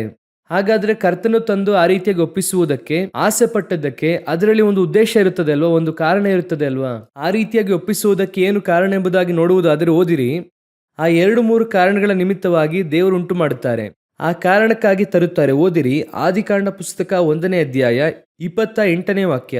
ಇದಲ್ಲದೆ ದೇವರು ಅವರನ್ನು ಆಶೀರ್ವದಿಸಿ, ನೀವು ಬಹು ಸಂತಾನವುಳ್ಳವರಾಗಿ ಹೆಚ್ಚಿರಿ, ಭೂಮಿಯಲ್ಲಿ ತುಂಬಿಕೊಂಡು ಅದನ್ನು ವಶ ಮಾಡಿಕೊಳ್ಳಿರಿ. ಮೊದಲನೆಯದಾಗಿ ಅವ್ರು ಏನ್ ಮಾಡಬೇಕು? ಬಹು ಸಂತಾನವುಳ್ಳವರಾಗಿ ಹೆಚ್ಚಿ ಭೂಮಿಯನ್ನು ತುಂಬಿಕೊಳ್ಳಬೇಕು. ಇದುವೇ ದೇವರ ಫಸ್ಟ್ ಪ್ಲಾನ್, ಅವರ ಮೇಲೆ ಇಟ್ಟಂತ ಮೊದಲನೇ ಪ್ಲಾನ್. ಇಬ್ಬರು ಕೂಡ ಈಗ ಒಟ್ಟಿಗೆ ಇದ್ದಾರೆ. ಮಲಾಕಿ 2:15 ಹೇಳುತ್ತದೆ, ಪರಮಾತ್ಮಾಂಶನಾದ ಯಾವನು ಹೀಗೆ ಮಾಡಲಿಲ್ಲ, ಆ ಪ್ರಸಿದ್ಧನೊಬ್ಬನು ಯಾಕೆ ಇಂಥ ಕೃತ್ಯ ಮಾಡಿದನು? ದೇವರ ವರವಾದ ಸಂತಾನವನ್ನು ಹಾರೈಸಿ ಎಂಬುದಾಗಿ ಇದೆ. ಹಾಗಾದರೆ ದೇವರ ಯೋಜನೆಯನ್ನು ಬಹು ಸಂತಾನವುಳ್ಳವರಾಗಿ ಹೆಚ್ಚಿ ಭೂಮಿಯನ್ನು ತುಂಬಿಕೊಳ್ಳಬೇಕು. ಇದುವೇ ಫಸ್ಟ್ ಪ್ಲಾನ್, ದೇವರು ಅವಳನ್ನು ತಂದು ಒಪ್ಪಿಸಿಕೊಡುವುದಕ್ಕೆ. ದೇವರೀಗ ನೋಡುತ್ತಾರೆ, ಆದಾಮನನ್ನು ಉಂಟು ಮಾಡಿದಾಯ್ತು, ಪ್ಲಾನ್ ಹೇಳಿದ್ದಾಯ್ತು. ಆದರೆ ಈ ಪ್ಲಾನ್ ನೆರವೇರಿಸುವುದಕ್ಕೆ ಇನ್ನೊಬ್ಬ ವ್ಯಕ್ತಿಯು ಕೂಡ ಬೇಕಾಗಿದೆ. ನೀವಲ್ಲಿ ಓದುತ್ತೀರಲ್ವ ಒಂದು ವಾಕ್ಯ, ತಕ್ಕ ಸಂಗಾತಿಯನ್ನು ನಿನಗೆ ಉಂಟು ಮಾಡುತ್ತೇನೆ ಎಂಬುದಾಗಿ ದೇವರು ಹೇಳುತ್ತಾರಲ್ವಾ. 18ನೇ ವಾಕ್ಯ ಓದಿರಿ, 2:18ನೇ ವಾಕ್ಯ ಓದಿರಿ. ಮತ್ತು ಯೆಹೋವ ದೇವರು, ಮನುಷ್ಯನು ಒಂಟಿಗನಾಗಿರುವುದು ಒಳ್ಳೆಯದಲ್ಲ, ಅವನಿಗೆ ಸರಿಬೀಳುವ ಸಹಕಾರಿಯನ್ನು ಉಂಟು ಮಾಡುವೆನು ಅಂದನು. ಈ ಸರಿಬೀಳುವ ಸಹಕಾರಿ ಇದೆಯಲ್ವಾ, ಅಂದರೆ ಆ ದರ್ಶನವನ್ನು ನೆರವೇರಿಸುವುದಕ್ಕೆ ಸಹಾಯಕವಾಗಿರುವಂತವರು. ಇವರಿಲ್ಲದಿದ್ದರೆ ಆ ದರ್ಶನ ನೆರವೇರುವುದಿಲ್ಲ. ಆ ದರ್ಶನವನ್ನು ನೆರವೇರಿಸುವುದಕ್ಕೆ ತಕ್ಕ ಸಹಕಾರಿಯವರು. ಹಾಗಾದ್ರೆ ಬಹು ಸಂತಾನವುಳ್ಳವರಾಗಿ ಹೆಚ್ಚಬೇಕಂದ್ರೆ ಮೊದಲನೆಯದಾಗಿ ಯಾರು ಬೇಕಾಗುತ್ತಾರೆ? ಇವರು ಶುದ್ಧ ಕನ್ನಿಕೆಯಾಗಿರಬೇಕೆಂಬುದಾಗಿ ಸತ್ಯವೇದ ಹೇಳುತ್ತದೆ. ಈಗ ಬಹು ಸಂತಾನವುಳ್ಳವರಾಗಿ ಅದರ ಕುರಿತಾಗಿರುವಂತ ಅರ್ಥ ಏನೆಂಬುದಾಗಿ ನೀವು ನೋಡುವುದಾದರೆ, ಈಗ ಇವರು ಈ ಸ್ಥಳದಲ್ಲಿ ಬಹು ಸಂತಾನವುಳ್ಳವರಾಗಿರಬೇಕೆನ್ನುವಂತ ಕಾನ್ಸೆಪ್ಟ್ ಅನ್ನು ಅರ್ಥ ಮಾಡಿಕೊಳ್ಳಿಲ್ಲ. ನಾವು ಕೂಡ ಈಗ ನೋಡಿರಿ, ಒಬ್ಬರಿಗೆ ನೀವು ಮದುವೆ ಮಾಡಿಸುತ್ತೀರಾ, ಹಾಗಂದರೆ ಯಾಕೆ ನೀವು ಮದುವೆ ಮಾಡಿಸುತ್ತೀರಾ? ಎಲ್ಲ ಈ ವಯಸ್ಸಾದವರೆಲ್ಲ ಅಪ್ಪ ಅಮ್ಮನಿಗೆ ಮಕ್ಕಳಿಗೆ ವಯಸ್ಸಾದ ಕೂಡಲೇ ಅವ್ರು ಹೇಳುವಂತ ಒಂದು ಕಾರಣ ಏನು? ಮಗಳಿಗೆ ವಯಸ್ಸಾಯಿತು, ಮಗನಿಗೆ ವಯಸ್ಸಾಗ್ತಾ ಇದೆ, ಹಾಗಾದ್ರೆ ವಯಸ್ಸಾಗುತ್ತೆ ಎನ್ನುವುದಕ್ಕೋಸ್ಕರವಾಗಿ ಮದುವೆ ಮಾಡಿಸೋರಿದ್ದಾರೆ. ಇನ್ನೂ ಸ್ವಲ್ಪ ಜನ ಈ ರೀತಿಯಾಗಿ ಹೇಳುತ್ತಾರೆ, ನಾನು ಸಾಯುವಷ್ಟರೊಳಗೆ ಹೇಗಾದ್ರೂ ನಾನು ಮೊಮ್ಮಕ್ಕಳನ್ನು ನೋಡಲೇಬೇಕು, ನೋಡಿ ನಾನು ಸಾಯುತ್ತೇನೆ ಅಂತ ಹೇಳುತ್ತಾರೆ. ಇದು ಅವರ ಉದ್ದೇಶ. ಸೊ ಇದು ಎಲ್ಲರಲ್ಲೂ ಕೂಡ ಇರುವಂತಹ ಒಂದು ಆಲೋಚನೆ. ನಾರ್ಮಲ್ ಆಗಿ ಎಲ್ಲರಿಗಿರುವಂತದ್ದೇನೆಂದರೆ, ತನ್ನ ನಂತರವಾಗಿ ಇನ್ನೊಂದು ಸಂತತಿಯನ್ನು ನೋಡಬೇಕು. ಅದಾದ ನಂತರವಾಗಿ ತನಗೆ ನನ್ನ ಮಗನ ಜೀವಿತವೋ ಅಥವಾ ನನ್ನ ಮಗಳ ಜೀವಿತವೋ ಅದು ಹಾಗೆ ಮುಂದುವರಿಯಿತು, ಅವರ ಮಕ್ಕಳನ್ನು ನೋಡಿದ್ದೇನೆ, ಇನ್ನು ಮುಂದೆ ನೆಮ್ಮದಿಯಾಗಿ ಹೋಗುತ್ತೇನೆ ಎಂಬುದಾಗಿ ಹೇಳುತ್ತಾರೆ. ಈ ಕಾನ್ಸೆಪ್ಟ್ ಅನ್ನು ನಾವು ಹೇಗೆ ಅರ್ಥ ಮಾಡಿಕೊಳ್ಳುತ್ತೇವೆ ಎನ್ನುವಂಥದ್ದೇ ಮುಖ್ಯ. ಈಗ ದೇವರು ಕೂಡ ಅದನ್ನೇ ಹೇಳುತ್ತಾರೆ. ನೀವು ಬಹು ಸಂತಾನವುಳ್ಳವರಾಗಿ ಭೂಮಿಯನ್ನು ತುಂಬಿಕೊಳ್ಳಿರಿ. ದೇವರು ಕೂಡ ನೀವು ಮಕ್ಕಳನ್ನು ಪಡೆಯಿರಿ ಅಂತಾನೆ ಹೇಳುತ್ತಾರೆ. ಆದರೆ ದೇವರು ಹೇಳುತ್ತಿರುವಂತಹ ಉದ್ದೇಶ ಏನೆಂಬುದಾಗಿ ನಮಗೆ ಗೊತ್ತಿರಬೇಕು. ಯಾಕೆ ಇದನ್ನು ಹೇಳುತ್ತಿದ್ದಾರೆ? ದೇವರಿಗೆ ಪರಲೋಕದಲ್ಲಿ ಸಾವಿರ ಸಾವಿರ ದೂತರುಗಳಿದ್ದಾರಂತೆ. ವಾಕ್ಯ ಹೇಳುತ್ತದೆ 1000 ಗಟ್ಟಲೆ ದೂತರುಗಳಿದ್ದಾರೆ. ಅಷ್ಟು ದೂತರುಗಳಿದ್ದರೂ ದೇವದೂತರಿಗಿಂತ ಸ್ವಲ್ಪ ಕಡಿಮೆ ಮಾಡಿದ್ದಾರೆ ಮನುಷ್ಯರನ್ನು. ಈ ಮನುಷ್ಯನಿಗೆ ರಕ್ತವು ಹಾಗೂ ಮಾಂಸ ಇದೆ, ಆದರೆ ಈ ಮಾಂಸ ರಕ್ತವು ಪರಲೋಕ ರಾಜ್ಯವನ್ನು ಸ್ವತಂತ್ರಿಸಿಕೊಳ್ಳುವುದಿಲ್ಲ. ಆ ರೀತಿಯಾಗಿ ರಕ್ತವು ಮಾಂಸವು ಪರಲೋಕ ರಾಜ್ಯವನ್ನು ಸ್ವತಂತ್ರಿಸಿಕೊಳ್ಳದೇ ಇರುವಂತಹ ಒಬ್ಬ ಮನುಷ್ಯನನ್ನು ಬಹು ಸಂತಾನವುಳ್ಳವರಾಗಿರ್ರಿ ಅಂತ ಹೇಳ್ತಾ ಇದ್ದಾರೆ. ಅಂದ್ರೆ ಕೇವಲ ಮಕ್ಕಳಿಗೋಸ್ಕರವಾಗಿನ. ಈ ಮಕ್ಕಳಿಂದ ಹಾಗೆ ಭೂಮಿಯು ತುಂಬಿಕೊಂಡು ಹಾಗೆ ಎಲ್ಲಿ ನೋಡಿದರೂ ಕೂಡ ಜನರೇ ಇರುವ ಹಾಗೆ ನೋಡಬೇಕೆನ್ನುವಂಥದ್ದೇ ಗಾಡ್ಸ್ ಪ್ಲಾನ್ ಅಂದ್ರೆ ಇಲ್ಲ. ಕರ್ತನು ಅದಕ್ಕೋಸ್ಕರವಾಗಿ ಮನುಷ್ಯನ ಉಂಟು ಮಾಡಲಿಲ್ಲ. ದೇವರ ಪ್ಲಾನ್ ಅದಲ್ಲ. ಹೇಳುವಾಗ ಹೇಳುತ್ತಾರೆ ಬಹು ಸಂತಾನವುಳ್ಳವರಾಗಿರಿ ಅಂತ. ಆದರೆ ಅದರ ಹಿಂದೆ ದೇವರ ಉದ್ದೇಶ ಏನಂತ ಕೇಳೋದಾದರೆ, ಅವಳನ್ನು ತಂದು ಒಪ್ಪಿಸುವಾಗ ಆದಾಮನಿಗೆ ನಾನೊಂದನ್ನು ಹೇಳಿದ್ದೇನೆ, ನೀನು ಬಹು ಸಂತಾನವುಳ್ಳವನಾಗಿ ಭೂಮಿಯನ್ನು ತುಂಬಿಸುವಂತ ಹೇಳಿದ್ದೇನೆ. ಈ ಯೋಜನೆಯನ್ನು ನೀನು ನೆರವೇರಿಸಬೇಕು. ಆದ್ರೆ ಇದಕ್ಕೆ ಕೆಲವು ನಿಬಂಧನೆಗಳಿದೆ. ಸುಮ್ಮನೆ ತುಂಬಿಸಕ್ಕಾಗಲ್ಲ. ಈಗ ನಮ್ಮ ಪ್ರಕಾರವಾಗಿ ಸುಮ್ಮನೆ ಮಕ್ಕಳು ಹುಟ್ಟಿದ್ರೆ ಓಕೆನೆ. ಮದುವೆಯಾಗಿ 3ನೇ ತಿಂಗಳಿಂದ ಕೇಳುವುದಕ್ಕೆ ಆರಂಭಿಸುತ್ತಾರೆ. ಇನ್ನು ಏನು ಇಲ್ವಾ, ಏನು ವಿಶೇಷ ಇಲ್ವಾ ಅಂತ ಕೇಳುತ್ತಾರೆ. ಒಂದು 6 ತಿಂಗಳ ತನಕ ಈಗಿನ ಕಾಲದವರು ಸಹಿಸಿಕೊಳ್ಳುತ್ತಾರೆ. ಆನಂತರವಾಗಿ ಹೇಳುತ್ತಾರೆ, ಯಾವ್ದಾದ್ರು ಡಾಕ್ಟರ್ ಹತ್ರ ತೋರಿಸ್ಕೊಳ್ಳುತ್ತಾನೆ, ಎಲ್ಲಾದ್ರೂ ಡಾಕ್ಟರ್ ಹತ್ರ ತೋರಿಸ್ಕೊಳ್ಳುತ್ತಾನೆ, ಯಾಕೆ 6 ತಿಂಗಳಿಂದ ಏನು ವಿಶೇಷ ಇಲ್ಲ. ಇದೆಲ್ಲ ಪ್ರಾಸೆಸ್ ಇಲ್ಲಿರುವಂತವರಿಗೆ. ಆದರೆ ದೇವರ ಯೋಜನೆ ಅದಲ್ಲ. ಏನೋ 2 ಮಕ್ಕಳನ್ನು ಕೊಟ್ಟು ಇವರನ್ನು ಆಶೀರ್ವದಿಸಬೇಕೆನ್ನುವಂಥದ್ದು ಅಲ್ಲ. ಆ ಮದುವೆಯ ಹಿಂದೆ, ಆ ಮಕ್ಕಳು ಹುಟ್ಟುವುದರ ಹಿಂದೆ ದೇವರ ಇನ್ನೊಂದು ಯೋಜನೆಯು ಅಡಕವಾಗಿದೆ. ಮಲಾಕಿಯಲ್ಲಿ ಹೇಳಿದ್ದಾರೆ, ದೇವ ಭಕ್ತಿಯುಳ್ಳ ಸಂತತಿಯನ್ನು ಹೆರುವುದಕ್ಕಾಗಿ. ಸುಮ್ಮನೆ ಏನೋ ಮಕ್ಕಳು ಹುಟ್ಟಬೇಕೆಂಬುದಾಗಿ ಅಲ್ಲ. ಆ ಎಲ್ಲ ಮಕ್ಕಳು ಕೂಡ ದೇವ ಭಕ್ತಿಯುಳ್ಳ ಸಂತತಿಯಾಗಿರಬೇಕು. ಅದುವೇ ಕರ್ತನ ಯೋಜನೆ. ಬಹು ಸಂತಾನವುಳ್ಳವರಾಗಿ ಭೂಮಿಯನ್ನು ತುಂಬಿಕೊಳ್ಳಬೇಕಂದ್ರೆ ಏನು? ಬರೀ ಮಕ್ಕಳಾಗಿರುವುದು ಮಾತ್ರವಲ್ಲ, ದೇವ ಭಕ್ತಿಯುಳ್ಳ ಮಕ್ಕಳು. ಇವತ್ತು ಸಭೆ ಆತ್ಮಗಳಿಂದ ತುಂಬಲ್ಪಟ್ಟಿರಬೇಕೆಂಬುದಾಗಿ ನಮಗೆ ಆಸೆ ಇದೆ. ಆದರೆ ಆ ಆತ್ಮಗಳೆಲ್ಲವೂ ಕೂಡ ದೇವ ಭಕ್ತಿಯುಳ್ಳ ಸಂತತಿಯ ಎಂಬುದಾಗಿ ನಾವು ನೋಡಬೇಕು. ಸುಮ್ಮನೆ ಗುಂಪಾಗಿರುವಂಥದ್ದು ಅಷ್ಟು ಮುಖ್ಯವಲ್ಲ. 5,000 ಜನ ಇದ್ದಾರೆ, 50,000 ಜನ ಇದ್ದಾರೆ, 5 ಲಕ್ಷ ಜನರಿದ್ದಾರೆ, ಇರ್ಲಿ ಬಿಡಿ. ಎಷ್ಟು ಜನರು ದೇವ ಭಕ್ತಿಯುಳ್ಳ ಸಂತತಿಯಾಗಿ ಇದ್ದಾರೆ? ನಿಮಗೆ ಹುಟ್ಟುವಂತವುಗಳು ನಾನು ಹೇಳುತ್ತಿದ್ದೇನೆ, ಆತ್ಮಿಕ ಮಕ್ಕಳ ಕುರಿತು ಹೇಳುತ್ತಿದ್ದೇನೆ. ಸಭೆಯಲ್ಲಿರುವಂತಹ ಮಕ್ಕಳಲ್ಲಿ ಎಷ್ಟು ಜನ ಸಭೆಗೆ ಬರುತ್ತಾರೆ ಎನ್ನುವಂಥದ್ದು ಯಾವಾಗಲೂ ಮುಖ್ಯವಲ್ಲ. ಎಷ್ಟು ಜನ ಸಭೆಯಿಂದ ಪರಲೋಕಕ್ಕೆ ಬರುತ್ತಾರೆ ಎನ್ನುವಂಥದ್ದೇ ಮುಖ್ಯ. ಆದ್ರೆ ಇಲ್ಲಿ ದೇವ ಭಕ್ತಿಯುಳ್ಳ ಸಂತತಿ ಇದ್ದಾರಾ ಎನ್ನುವಂಥದ್ದೇ ಪ್ರಶ್ನೆ. ಎಷ್ಟು ಜನ ಇದ್ದಾರೆ ಎನ್ನುವಂಥದ್ದು ಮುಖ್ಯವಲ್ಲ. ಹಾಗಾದ್ರೆ ದೇವರು ಎದುರು ನೋಡುತ್ತಿದ್ದಾರೆ. ನೀನು ಬಹು ಸಂತಾನವುಳ್ಳವರಾಗಿ ಹೆಚ್ಚಬೇಕು. ಹೇಗೆ ಹೆಚ್ಚಬೇಕು? ದೇವ ಭಕ್ತಿಯುಳ್ಳ ಸಂತತಿಯಾಗಿ ಹೆಚ್ಚಬೇಕು. ಇವರಿಗೆ ಈ ಯೋಜನೆಗೆ ಅರ್ಥ ಆಗ್ಲಿಲ್ಲ. ಇವರೀಗ ಏನ್ ಮಾಡಿದ್ರು? ಹಣ್ಣನ್ನು ತಿನ್ನುತ್ತಾರೆ, ಅದರಿಂದ ಪರಿಣಾಮ ಬಂತು, ಅದರಿಂದ ದುಷ್ಟನು ಹುಟ್ಟಿದ, ಕೆಡುಕನು ಹುಟ್ಟಿದ ಕೂಡಲೇ ದೇವ್ರು ನೋಡುತ್ತಾರೆ. ಕಾಯಿನನಿಂದ ಈಗ ಸಂತತಿ ಬಂತಂದ್ರೆ ಅದು ಪರಲೋಕಕ್ಕೆ ಪ್ರಯೋಜನವಲ್ಲ, ಅದು ದೇವರ ಯೋಜನೆ ಅಲ್ಲ. ಈಗ ಏದೇನಲ್ಲಿ ನೋಡುತ್ತಾರೆ, ಕಾಯಿನನು ಇದ್ದಾನೆ, ಹೆಬೇಲನು ಇದ್ದಾನ ಇಲ್ವಾ? ಸಭೆಯೊಳಗೆ ಹಾಗೇನೆ ಕಾಯಿನನು ಇರುತ್ತಾನೆ, ಹೆಬೇಲನು ಇರುತ್ತಾನೆ. ಕಾಯಿನನು ಕಾಣಿಕೆ ಕೊಡುತ್ತಾನೆ, ಹೆಬೇಲನು ಕೂಡ ಕಾಣಿಕೆಯನ್ನು ಕೊಡುತ್ತಾನೆ. ಇಬ್ಬರು ಕೂಡ ಕಾಣಿಕೆ ಅರ್ಪಿಸುತ್ತಾರೆ. ಆದ್ರೆ ಇವನನ್ನು ನೋಡಿದ್ರೆ ಅವನಿಗೆ ಹೊಟ್ಟೆ ಕಿಚ್ಚಿದೆ. ಇವನನ್ನು ಆಶೀರ್ವದಿಸಿದ್ರೆ ಅವನಿಗೆ ಹೊಟ್ಟೆ ಕಿಚ್ಚು ಬರುತ್ತದೆ. ದೇವರು ಇವನನ್ನು ಹೆಚ್ಚಿಸಿದ್ರೆ ಅವನಿಗೆ ಹೊಟ್ಟೆ ಕಿಚ್ಚು ಬರುತ್ತದೆ. ಬರುತ್ತಾ ಇಲ್ವಾ? ಸೌಲನು ಕೊಂದದ್ದು 1000, ದಾವಿದನು ಕೊಂದದ್ದು 10,000. ಈಗ ಸೌಲನಿಗೆ ಸಮಸ್ಯೆ, ಅವನು 1000ನಾಗಿರುವುದು ಅವನಿಗೆ ಸಮಸ್ಯೆ ಇಲ್ಲ. ಆದ್ರೆ ಇವನು 10,000 ಅನ್ನುವಂಥದ್ದು ಅವನಿಗೆ ಸಮಸ್ಯೆ. ಈಗ ದಾವಿದನಿಗೂ ಕೂಡ 1000 ಕೊಟ್ಟರು ಅಂದ್ರೆ ಸೌಲನಿಗೆ ಯಾವ ಸಮಸ್ಯೆ ಇಲ್ಲ. ಸೌಲನು ಕೊಂದದ್ದು 1000, ದಾವಿದನು ಕೊಂದದ್ದು 1000 ಅಂದ್ರೆ ಅವನು ನೆಮ್ಮದಿಯಾಗಿರುತ್ತಾನೆ. ಇಲ್ಲಿ ಸಮಸ್ಯೆ ಏನು? ಈಗ ಲೇಯಳಿಗೆ ಮಗು ಹುಟ್ಟುತ್ತದೆ. ರಾಹೇಲಳಿಗೆ ಈಗ ಸಮಸ್ಯೆ ಏನಂದ್ರೆ, ರಾಹೇಲಳಿಗೆ ಈಗ ನನಗೆ ಮಗು ಹುಟ್ಟಿಲ್ಲ ಎನ್ನುವಂಥದ್ದು ಸಮಸ್ಯೆ ಇಲ್ಲ, ಲೇಯಳಿಗೆ ಹುಟ್ಟಿತಲ್ಲ ಎನ್ನುವುದೇ ಸಮಸ್ಯೆ. ರಾಹೇಲಳ ಕುರಿತಾಗಿ ಹೇಳುತ್ತದೆ, ತನ್ನ ಸಹೋದರಿಗೆ ಮಕ್ಕಳು ಹುಟ್ಟುವುದನ್ನು ಕಂಡು ಆಕೆಗೆ ಹೊಟ್ಟೆ ಕಿಚ್ಚು ಬಂತು. ಹಾಗಂದ್ರೆ ಏನರ್ಥ? ಈಕೆಗೆ ಹುಟ್ಟಿಲ್ಲ ಎನ್ನುವಂಥದ್ದಲ್ಲ, ಆಕೆಗೂ ಹುಟ್ಟಿಲ್ಲ ಅಂದ್ರೆ ಆಕೆಗೆ ಪರವಾಗಿಲ್ಲ. ಆ ಇಬ್ಬರಿಗೂ ಮಕ್ಕಳಿಲ್ಲ. ಸ್ತೋತ್ರ, ಪ್ರೈಸ್ ದ ಲಾರ್ಡ್. ಆಕೆಗೆ ಮಕ್ಕಳು ಹುಟ್ಟಿದ್ರೆ ಇವಳಿಗೆ ಕಷ್ಟ. ಹೊಟ್ಟೆ ಕಿಚ್ಚು. ಸೌಲನು, ರಾಹೇಲಳು, ಕಾಯಿನನು, ಇವರೆಲ್ಲ ಒಂದೇ ಗುಂಪು. ಇದು ಎಲ್ಲಿದೆ? ಚರ್ಚ್ನಲ್ಲಿದೆ, ಬೇರೆ ಎಲ್ಲೂ ಇಲ್ಲ. ಏದೇನೊಳಗೆ ಇದೆ. ಇವರು ಕಾಣಿಕೆಯನ್ನು ತರುತ್ತಾರೆ, ತರಲ್ಲ ಅಂತ ಎಲ್ಲ ಇಲ್ಲ. ಸಭೆಗೆ ಬರುತ್ತಾರೆ, ಆರಾಧನೆ ಮಾಡ್ತಾರೆ, ಎಲ್ಲ ಮಾಡುತ್ತಾರೆ.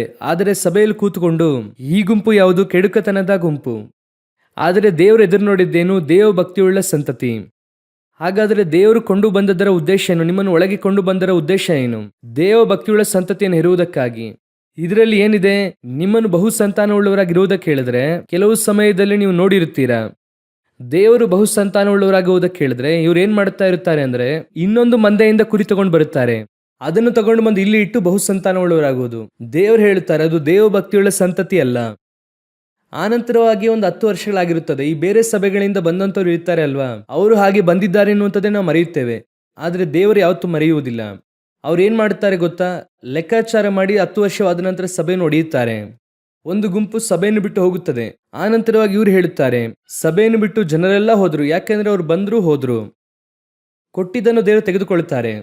ನಿನಗೆಂದು ನೀನು ಬಿತ್ತಿದಂಥ ಬೀಜದಿಂದ ಬರುವಂಥ ಮರವೇ ನಿನ್ನದು. ನೀನು ಈಯುವಂಥ ಕುರಿಮರಿಯೇ ನಿನ್ನದು. ನೀನು ಬಿತ್ತುವಂಥ ಮರದಿಂದ ಬರುವಂಥ ಫಲಗಳೇ ಅದು ನಿನ್ನ ಫಲಗಳು. ಇನ್ನೊಬ್ಬರದ್ದು ನಿಮ್ಮದಲ್ಲ. ಹೊರದೇಶಕ್ಕೆಲ್ಲ ಹೋದರೆ ಅನೇಕ ದೇಶಗಳಲ್ಲಿ ಏನು ಮಾಡುತ್ತಾರೆ ಅಂದರೆ, ಸಮುದ್ರ ತೀರದಲ್ಲಿ ಅವರಿಗೆ ಚಿಕ್ಕ ದ್ವೀಪ ಇರುತ್ತದೆ, ಅವರಿಗೆ ಲ್ಯಾಂಡ್ ಸಾಕಾಗುವುದಿಲ್ಲ. ಅದಕ್ಕೆ ಏನು ಮಾಡ್ತಾರೆ ಅಂದರೆ ಮಣ್ಣನ್ನು ಸಮುದ್ರದಲ್ಲಿ ಹಾಕುತ್ತಾರೆ. ಅದಕ್ಕೆ ಹೆಸರು ರೀಕ್ಲೇಮ್ ಲ್ಯಾಂಡ್ ಎಂದು. ಏನದಕ್ಕೆ ಹೆಸರು? ರೀಕ್ಲೇಮ್ಡ್ ಲ್ಯಾಂಡ್. ಅಂದ್ರೆ ಅವ್ರು ಏನು ಮಾಡುತ್ತಾರೆ ಅಂದ್ರೆ ಆ ಲ್ಯಾಂಡ್ ಅನ್ನು ಮತ್ತೆ ಸಮುದ್ರದಿಂದ ಕೊಂಡುಕೊಳ್ಳುತ್ತಾರಂತೆ. ಅದಕ್ಕೆ ಹೆಸರು ರೀಕ್ಲೈಮ್. ಮಣ್ಣನ್ನು ಸುರಿದು ಟನ್ ಗಟ್ಟಲೆ ಮಣ್ಣನ್ನು ಸುರಿದು ಸುರಿದು ಸುರಿದು ಒಂದು ಊರನ್ನೇ ನಿರ್ಮಾಣ ಮಾಡುತ್ತಾರೆ. ಇವರಿಗೆ ಬೈಬಲ್ ಗೊತ್ತಿಲ್ಲ, ಆದ್ರಿಂದ ಮಾಡುತ್ತಿದ್ದಾರೆ. ಆದರೆ ವಾಕ್ಯ ಸ್ಪಷ್ಟವಾಗಿ ಹೇಳುತ್ತದೆ, ದೇವರು ಸಮುದ್ರಕ್ಕೆಂದು ಒಂದು ಎಲ್ಲೆಯನ್ನು ನೇಮಿಸಿದ್ದಾರೆ, ಅದನ್ನು ದಾಟಿ ಬರಬೇಡ ಎಂದು ಹೇಳಿದ್ದಾರೆ. ಆದರೆ ಇವರು ಹೋಗಿ ಸಮುದ್ರದ ಎಲ್ಲೆಯನ್ನು ಏನ್ ಮಾಡುತ್ತಿದ್ದಾರೆ? ಕಡಿಮೆ ಮಾಡುತ್ತಿದ್ದಾರೆ. ಹಾಗೆ ಚಿಕ್ಕದ್ ಮಾಡಿ ಇವರು ಮಣ್ಣನ್ನು ಹಾಕಿ ಹಾಕಿ ಲ್ಯಾಂಡ್ ಮಾಡಿದ್ದಾರೆ. ಅವರು ಈಗ ಹಾಕುತ್ತಾರೆ. ಒಂದು 50 ವರ್ಷವಾದ ನಂತರವಾಗಿ ಸುನಾಮಿ ಬರುತ್ತದೆ. ಅದು ಬಂದು ಎಲ್ಲವನ್ನು ಒಂದೇ ದಿನ ಬಾಚಿಕೊಂಡು ಹೋಗುತ್ತದೆ. ಆಗ ಇವರು ಹೇಳುತ್ತಾರೆ, ಊರಿನೊಳಗೆ ಪ್ರವಾಹವು ಅಪ್ಪಳಿಸಿತು, ಅದು ಅಪ್ಪಳಿಸಲಿಲ್ಲ. ನೀವು ವಶ ಮಾಡಿಕೊಂಡಿದ್ದನ್ನು ಅದು ತಳ್ಳಿತು. ನೀವು 50 ವರ್ಷದ ಹಿಂದೆ ತೆಗೆದುಕೊಂಡಿದ್ದನ್ನು ಅದು ಮತ್ತೆ ಬಂದು ಏನು ಮಾಡಿತು? ಅದು ತನ್ನ ವಶವಾಗಿಸಿಕೊಂಡಿತು. ಅಷ್ಟೇ, ಕೆಲಸ ಮುಗಿಯಿತು. ಅದಕ್ಕೆ ಸಂಬಂಧಪಟ್ಟದ್ದನ್ನು ಅದು ತೆಗೆದುಕೊಂಡಿತು. ತೆಗೆದುಕೊಳ್ಳುವುದಕ್ಕೆ 50 ವರ್ಷ 100 ವರ್ಷ ಬೇಕಾಯಿತಷ್ಟೇ. ನಾವು 100 ವರ್ಷವಾದ ನಂತರ ಮರೆಯುತ್ತೇವೆ ನೋಡಿರಿ. ಅದೇ ರೀತಿಯಾಗಿನೇ ದೇವರು ನಿಮ್ಮನ್ನು ದೇವಭಕ್ತಿಯುಳ್ಳ ಸಂತತಿಯನ್ನು ಹೆರುವುದಕ್ಕೆ ಹೇಳಿದ್ರೆ ನೀವೇ ದೇವಭಕ್ತಿಯುಳ್ಳ ಸಂತತಿಯನ್ನು ಹೆರಬೇಕು. ಆದರೆ ಹುಟ್ಟುವಂಥದ್ದು ಕಾಯಿನನ ಸಂತತಿಯಾಗಿರಬಾರದು. ಅದು ಕಾಯಿನನಾಗಿದ್ದ ಪಕ್ಷದಲ್ಲಿ ದೇವರು ಅದನ್ನು ಬಯಸುವುದಿಲ್ಲ, ದೇವರು ಇಷ್ಟಪಡುವುದಿಲ್ಲ. ಆದ್ದರಿಂದ ಒಂದು ದಿನ ಏನು ಮಾಡುತ್ತಾರೆ? ದೇವರು ಕಾಯಿನನನ್ನು ಏದೇನಿಂದ ಆಚೆ ತಳ್ಳುತ್ತಾರೆ, ಕಾಯಿನನನ್ನು ಆಚೆ ಓಡಿಸುತ್ತಾರೆ. ಇಲ್ಲಾಂದ್ರೆ ಏನಾಗುತ್ತದೆ? ಒಂದು ದಿನ ಕಾಯಿನನ್ನು ಹೆಬೇಲನನ್ನು ಕೊಲ್ಲುತ್ತಾನೆ. ಇದೇ ಸಭೆಯಲ್ಲೂ ನಡೆಯುತ್ತದೆ. ಇವರು ಇದೆಲ್ಲ ಎಲ್ಲಿ ಮಾಡುತ್ತಿದ್ದಾರೆ? ಏದೇನೊಳಗೆ ಇದ್ದುಕೊಂಡು ಮಾಡುತ್ತಿದ್ದಾರೆ. ಸಭೆಯೊಳಗೆ ಇದ್ದುಕೊಂಡೇ ಮಾಡುತ್ತಿದ್ದಾರೆ. ಏದೇನ್ಗೆ ಇಂಗ್ಲಿಷ್ನಲ್ಲಿ, ಅದು ಕನ್ನಡದಲ್ಲೂ ಇದೆ, ಇಂಗ್ಲಿಷಲ್ಲೂ ಇದೆ. ಕಾಯಿನನು ದೇವರ ಸನ್ನಿಧಾನದಿಂದ ಆಚೆ ಹೋದನೆಂಬುದಾಗಿ ಇರುತ್ತದೆ. ದೇವರ ಸಾನ್ನಿಧ್ಯವು ತಪ್ಪಿತು ಎಂಬುದಾಗಿ ಇದೆ. ಹಾಗಾದ್ರೆ ಇಷ್ಟೆಲ್ಲ ಎಲ್ಲಿ ನಡೆದಿದ್ದು? ಅವರ ಸನ್ನಿಧಿಯಲ್ಲಿ, ಅವರ ಸಮ್ಮುಖದಲ್ಲಿ ಇದೆಲ್ಲ ನಡೆದಿದೆ. ಸಭೆಯಲ್ಲಿ ನಡೆದಿದೆ. ಸಭೆಯಲ್ಲಿ ಕಾಯಿನನ ಗುಂಪು ಕೂತಿದೆ. ಇದಕ್ಕೇನು ಗೊತ್ತಾ? ಈ ಸಭೆಯೊಂದಿಗೆ ಬೆಳೆದಾದ ಅಂದಿನಿಂದ, ಆದ್ರಿಂದಲೇ ಇದೆಲ್ಲ ಅವರಿಗೆ ತಪ್ಪಾಗಿ ಕಾಣೋದಿಲ್ಲ. ಅದು ಕೋಪ, ಹೊಟ್ಟೆ ಕಿಚ್ಚು, ಇದೆಲ್ಲವೂ ಕೂಡ ಚರ್ಚ್ನೊಳಗೆ ಇದೆ. ದೇವರು ನೋಡುತ್ತಾ ಇರುತ್ತಾರೆ, ಇದು ದುಷ್ಟನ ಸಂತತಿ, ಇದನ್ನು ಇಟ್ಟುಕೊಂಡು ಏನು ಮಾಡುವುದಕ್ಕಾಗಲ್ಲ. ಇದು ಒಂದು ದಿನ ಒಳ್ಳೆಯ ಸಂತತಿಯನ್ನು ಕೆಡಿಸುತ್ತದೆ, ಒಂದು ದಿನ ಇದನ್ನು ಕೂಡ ಅದು ಕೊಲ್ಲುತ್ತದೆ. ಆ ರೀತಿಯಾಗಿ ನೀವಿರುವುದಾದರೆ ಇವತ್ತು ದೇವರು ಹೇಳುತ್ತಿದ್ದಾರೆ, ನಿನ್ನನ್ನು ದೇವಭಕ್ತಿಯುಳ್ಳ ಸಂತತಿಯನ್ನು ಹೆರುವುದಕ್ಕಾಗಿ ಕರೆದಿದ್ದೇನೆ. ಅದುವೇ ದೇವರ ಯೋಜನೆ. ಈಗ ದೇವರು ಇದನ್ನು ನೋಡಿದ್ರು, ಅದು ಫೇಲ್ಯೂರ್ ಆಯಿತು. ಈಕೆ ಬಹು ಸಂತಾನವುಳ್ಳವಳಾಗಲಿಲ್ಲ. ಕರ್ತನೀಗ ಇನ್ನೊಂದು ಕೆಲಸ ಹೇಳುತ್ತಾರೆ, ನೋಡಿರಿ, ಓದಿರಿ. ಆದಿಕಾಂಡ ಪುಸ್ತಕ 24ನೇ ಅಧ್ಯಾಯ 60ನೇ ವಾಕ್ಯವನ್ನು ಓದಿರಿ. ಮತ್ತು ರೆಬೆಕಾಳಿಗೆ, ತಂಗಿಯೇ, ನಿನ್ನಿಂದ ಲಕ್ಷಾಂತರ ಸಂತಾನವಾಗಲಿ, ನಿನ್ನ ಸಂತಾನದವರು ತಮ್ಮ ವೈರಿಗಳ ಪಟ್ಟಣಗಳನ್ನು ಸ್ವಾಧೀನ ಮಾಡಿಕೊಳ್ಳಲಿ ಎಂದು ಹೇಳಿ ಅರಸಿದರು. ಚೆನ್ನಾಗಿ ಗಮನಿಸಿರಿ, ಲಾಬಾನನು ಈ ಮಾತನ್ನು ಹೇಳಿ ಆಶೀರ್ವದಿಸುತ್ತಿದ್ದಾನೆ. ಲಾಬಾನನ ಮನೆಯವರು ಏನ್ ಮಾಡುತ್ತಿದ್ದಾರೆ? ಈ ರೀತಿಯಾಗಿ ಹೇಳಿ ಆಶೀರ್ವದಿಸುತ್ತಿದ್ದಾರೆ. ಅವರ ತಾಯಿ ತಂದೆ ಎಲ್ಲ ಸೇರಿ ಆಶೀರ್ವದಿಸುತ್ತಿದ್ದಾರೆ. ಏನ್ ಹೇಳಿ ಆಶೀರ್ವದಿಸುತ್ತಿದ್ದಾರೆ? ನಿನ್ನ ಸಂತತಿಯು ಲಕ್ಷಾಂತರ ಸಂತಾನವಾಗಲಿ. ಈಗ ಈ ಸೇವಕನು ಕೊಂಡು ಬಂದು ರೆಬೆಕಾಳನ್ನು ಯಾರ ಕೈಲಿ ಕೊಡಲಿದ್ದಾರೆ? ಈಸಾಕನಿಗೆ ಕೊಡಲಿದ್ದಾರೆ. ಆದರೆ ಕೊಡುವಾಗ ಅವರ ಮನೆಯವರು ಹೇಳುವಂಥ ಮಾತೇನು? ದೇವರು ಅವಳನ್ನು ಕೊಂಡು ಬಂದು ಆದಾಮನ ಕೈಯಲ್ಲಿ ಕೊಟ್ಟು ಬಹು ಸಂತಾನವುಳ್ಳವರಾಗಿ ಭೂಮಿಯನ್ನು ತುಂಬಿಕೊಳ್ಳಿರಿ. ಆ ರೀತಿ ಹೇಳಿದ ಹಾಗೆ ಈಗ ರೆಬೆಕಾಳು ಹೊರಟು ಹೋಗುವಾಗ ಒಂದು ಮಾತನ್ನು ಹೇಳುತ್ತಾರೆ, ನೀನು ಲಕ್ಷಾಂತರವಾಗಿ ಸಂತಾನವಾಗಲಿ ಎಂದು ಹೇಳಿ ಕಳಿಸುತ್ತಾರೆ. ಚೆನ್ನಾಗಿ ಈಗ ಗಮನಿಸಿರಿ. ಈಗ ವಾಕ್ಯ ಓದಿರಿ. ಆದಿಕಾಂಡ ಪುಸ್ತಕ 22ನೇ ಅಧ್ಯಾಯ 17ನೇ ವಾಕ್ಯ ಓದಿರಿ. ಆದಿಕಾಂಡ ಪುಸ್ತಕ 22ನೇ ಅಧ್ಯಾಯ 17ನೇ ವಾಕ್ಯ. ನಿನ್ನ ಸಂತತಿಯನ್ನು ಹೆಚ್ಚಿಸುವೆನು, ಅದನ್ನು ಆಕಾಶದ ನಕ್ಷತ್ರಗಳಂತೆಯೂ ಸಮುದ್ರ ತೀರದಲ್ಲಿರುವ ಉಸುಬಿನಂತೆಯೂ ಅಸಂಖ್ಯವಾಗಿ ಮಾಡುವೆನು. ಅವರು ಶತ್ರುಗಳ ಪಟ್ಟಣಗಳನ್ನು ಸ್ವಾಧೀನ ಮಾಡಿಕೊಳ್ಳುವರು. ಅದೇ ಆಶೀರ್ವಾದ. ದೇವರು ಅಬ್ರಹಾಮನಿಗೆ ಕೆಲವು ವರ್ಷಗಳ ಮುಂಚಿತವಾಗಿ ಕೊಟ್ಟಂತಹ ಅದೇ ಆಶೀರ್ವಾದವನ್ನು ಅಬ್ರಹಾಮನಿಗೆ ದೇವರು ಆಶೀರ್ವಾದವನ್ನು ಕೊಟ್ಟಿದ್ದಾರೆ ಎಂಬುದಾಗಿ ಲಾಬಾನನ ಮನೆಯಲ್ಲಿರುವವರಿಗೆ ಗೊತ್ತಿಲ್ಲ. ಯಾಕಂದ್ರೆ ಅಬ್ರಹಾಮನು ಹೇಳಿ ಕಳಿಸುವಾಗ ನನ್ನ ಜನಾಂಗದವರ ಹತ್ರ ಹೋಗಿ ಅಂತ ಹೇಳಿದ್ರು ಬಿಟ್ರೆ, ಅವರು ಬಂದು ನನಗೆ ದೇವರು ಇಂತಹ ಆಶೀರ್ವಾದವನ್ನು ಕೊಟ್ಟಿದ್ದಾರೆ, ಇದಕ್ಕೆ ಸಂಬಂಧಪಟ್ಟವನು ಹೋಗಿ ಕರ್ಕೊಂಡು ಬಾ ಅಂತ ಹೇಳಿ ಕಳಿಸ್ಲಿಲ್ಲ. ಅವರು ಸಾಧಾರಣವಾಗಿ ಹೇಳಿ ಕಳಿಸುತ್ತಾರೆ. ಆದರೆ ಲಾಬಾನನ ಮನೆಯವರು ಹಿಂತಿರುಗಿ ಕಳಿಸುವಾಗ ಅವರು ಒಂದು ಮಾತನ್ನು ಹೇಳುತ್ತಾರೆ, ಅಬ್ರಹಾಮನಿಗೆ ದೇವರು ಯಾವ ಆಶೀರ್ವಾದವನ್ನು ಹೇಳಿದ್ದಾರೋ ಅದೇ ಆಶೀರ್ವಾದವನ್ನು ಹೇಳಿ ಆಶೀರ್ವದಿಸಿ ಕಳಿಸುತ್ತಾರೆ. ನಿನ್ನ ಸಂತತಿಯು ಲಕ್ಷಾಂತರವಾಗಲಿ. ನಿನ್ನ ಸಂತತಿಯವರು ವೈರಿಗಳ ಪಟ್ಟಣಗಳನ್ನು ಸ್ವಾಧೀನ ಮಾಡಿಕೊಳ್ಳಲಿ. ಈಗ ಅಬ್ರಹಾಮನಿಗೆ ಒಂದು ಕನ್ಫರ್ಮೇಷನ್, ಅಬ್ರಹಾಮನಿಗೆ ಒಂದು ನಿಶ್ಚಯ ಇದೆ. ಈಗ ಕರ್ಕೊಂಡು ಬರುತ್ತಾರೆ, ನಾನು ಹೇಳುತ್ತಿರುವಂಥ ಉದಾಹರಣೆಗೆ ಕರ್ಕೊಂಡು ಬರುತ್ತಾರೆ, ಅದು ಸತ್ಯನೇ.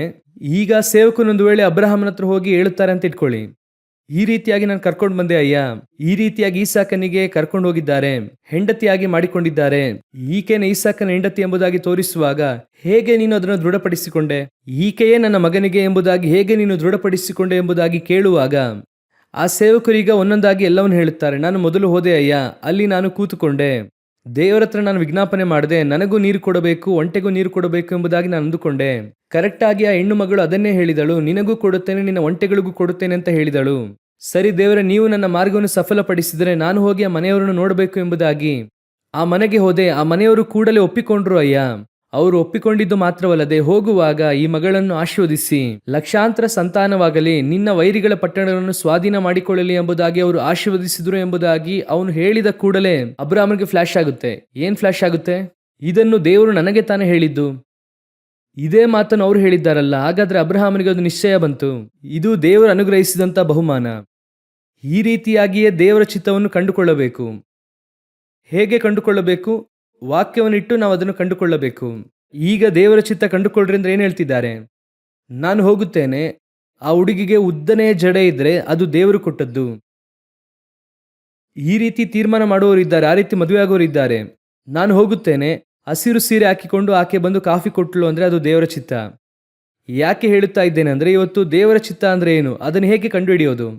ನಾವಿವತ್ತು ದೇವರ ಚಿತ್ತವನ್ನು ಹೇಗೆ ಕಂಡುಕೊಳ್ಳುತ್ತಾ ಇದ್ದೇವೆ? ಇಲ್ಲಾಂದ್ರೆ ಒಬ್ಬ ಸೇವಕರ ಹತ್ರ ಹೋಗೋದು, ನನಗೆ ಪ್ರಾರ್ಥನೆ ಮಾಡಿ ಹೇಳಿ, ಎಷ್ಟು ಸುಂದರವಾಗಿ ದೇವರು ನೀಟಾಗಿ ಕೊಂಡು ತರುತ್ತಾರೆ ನೋಡಿ.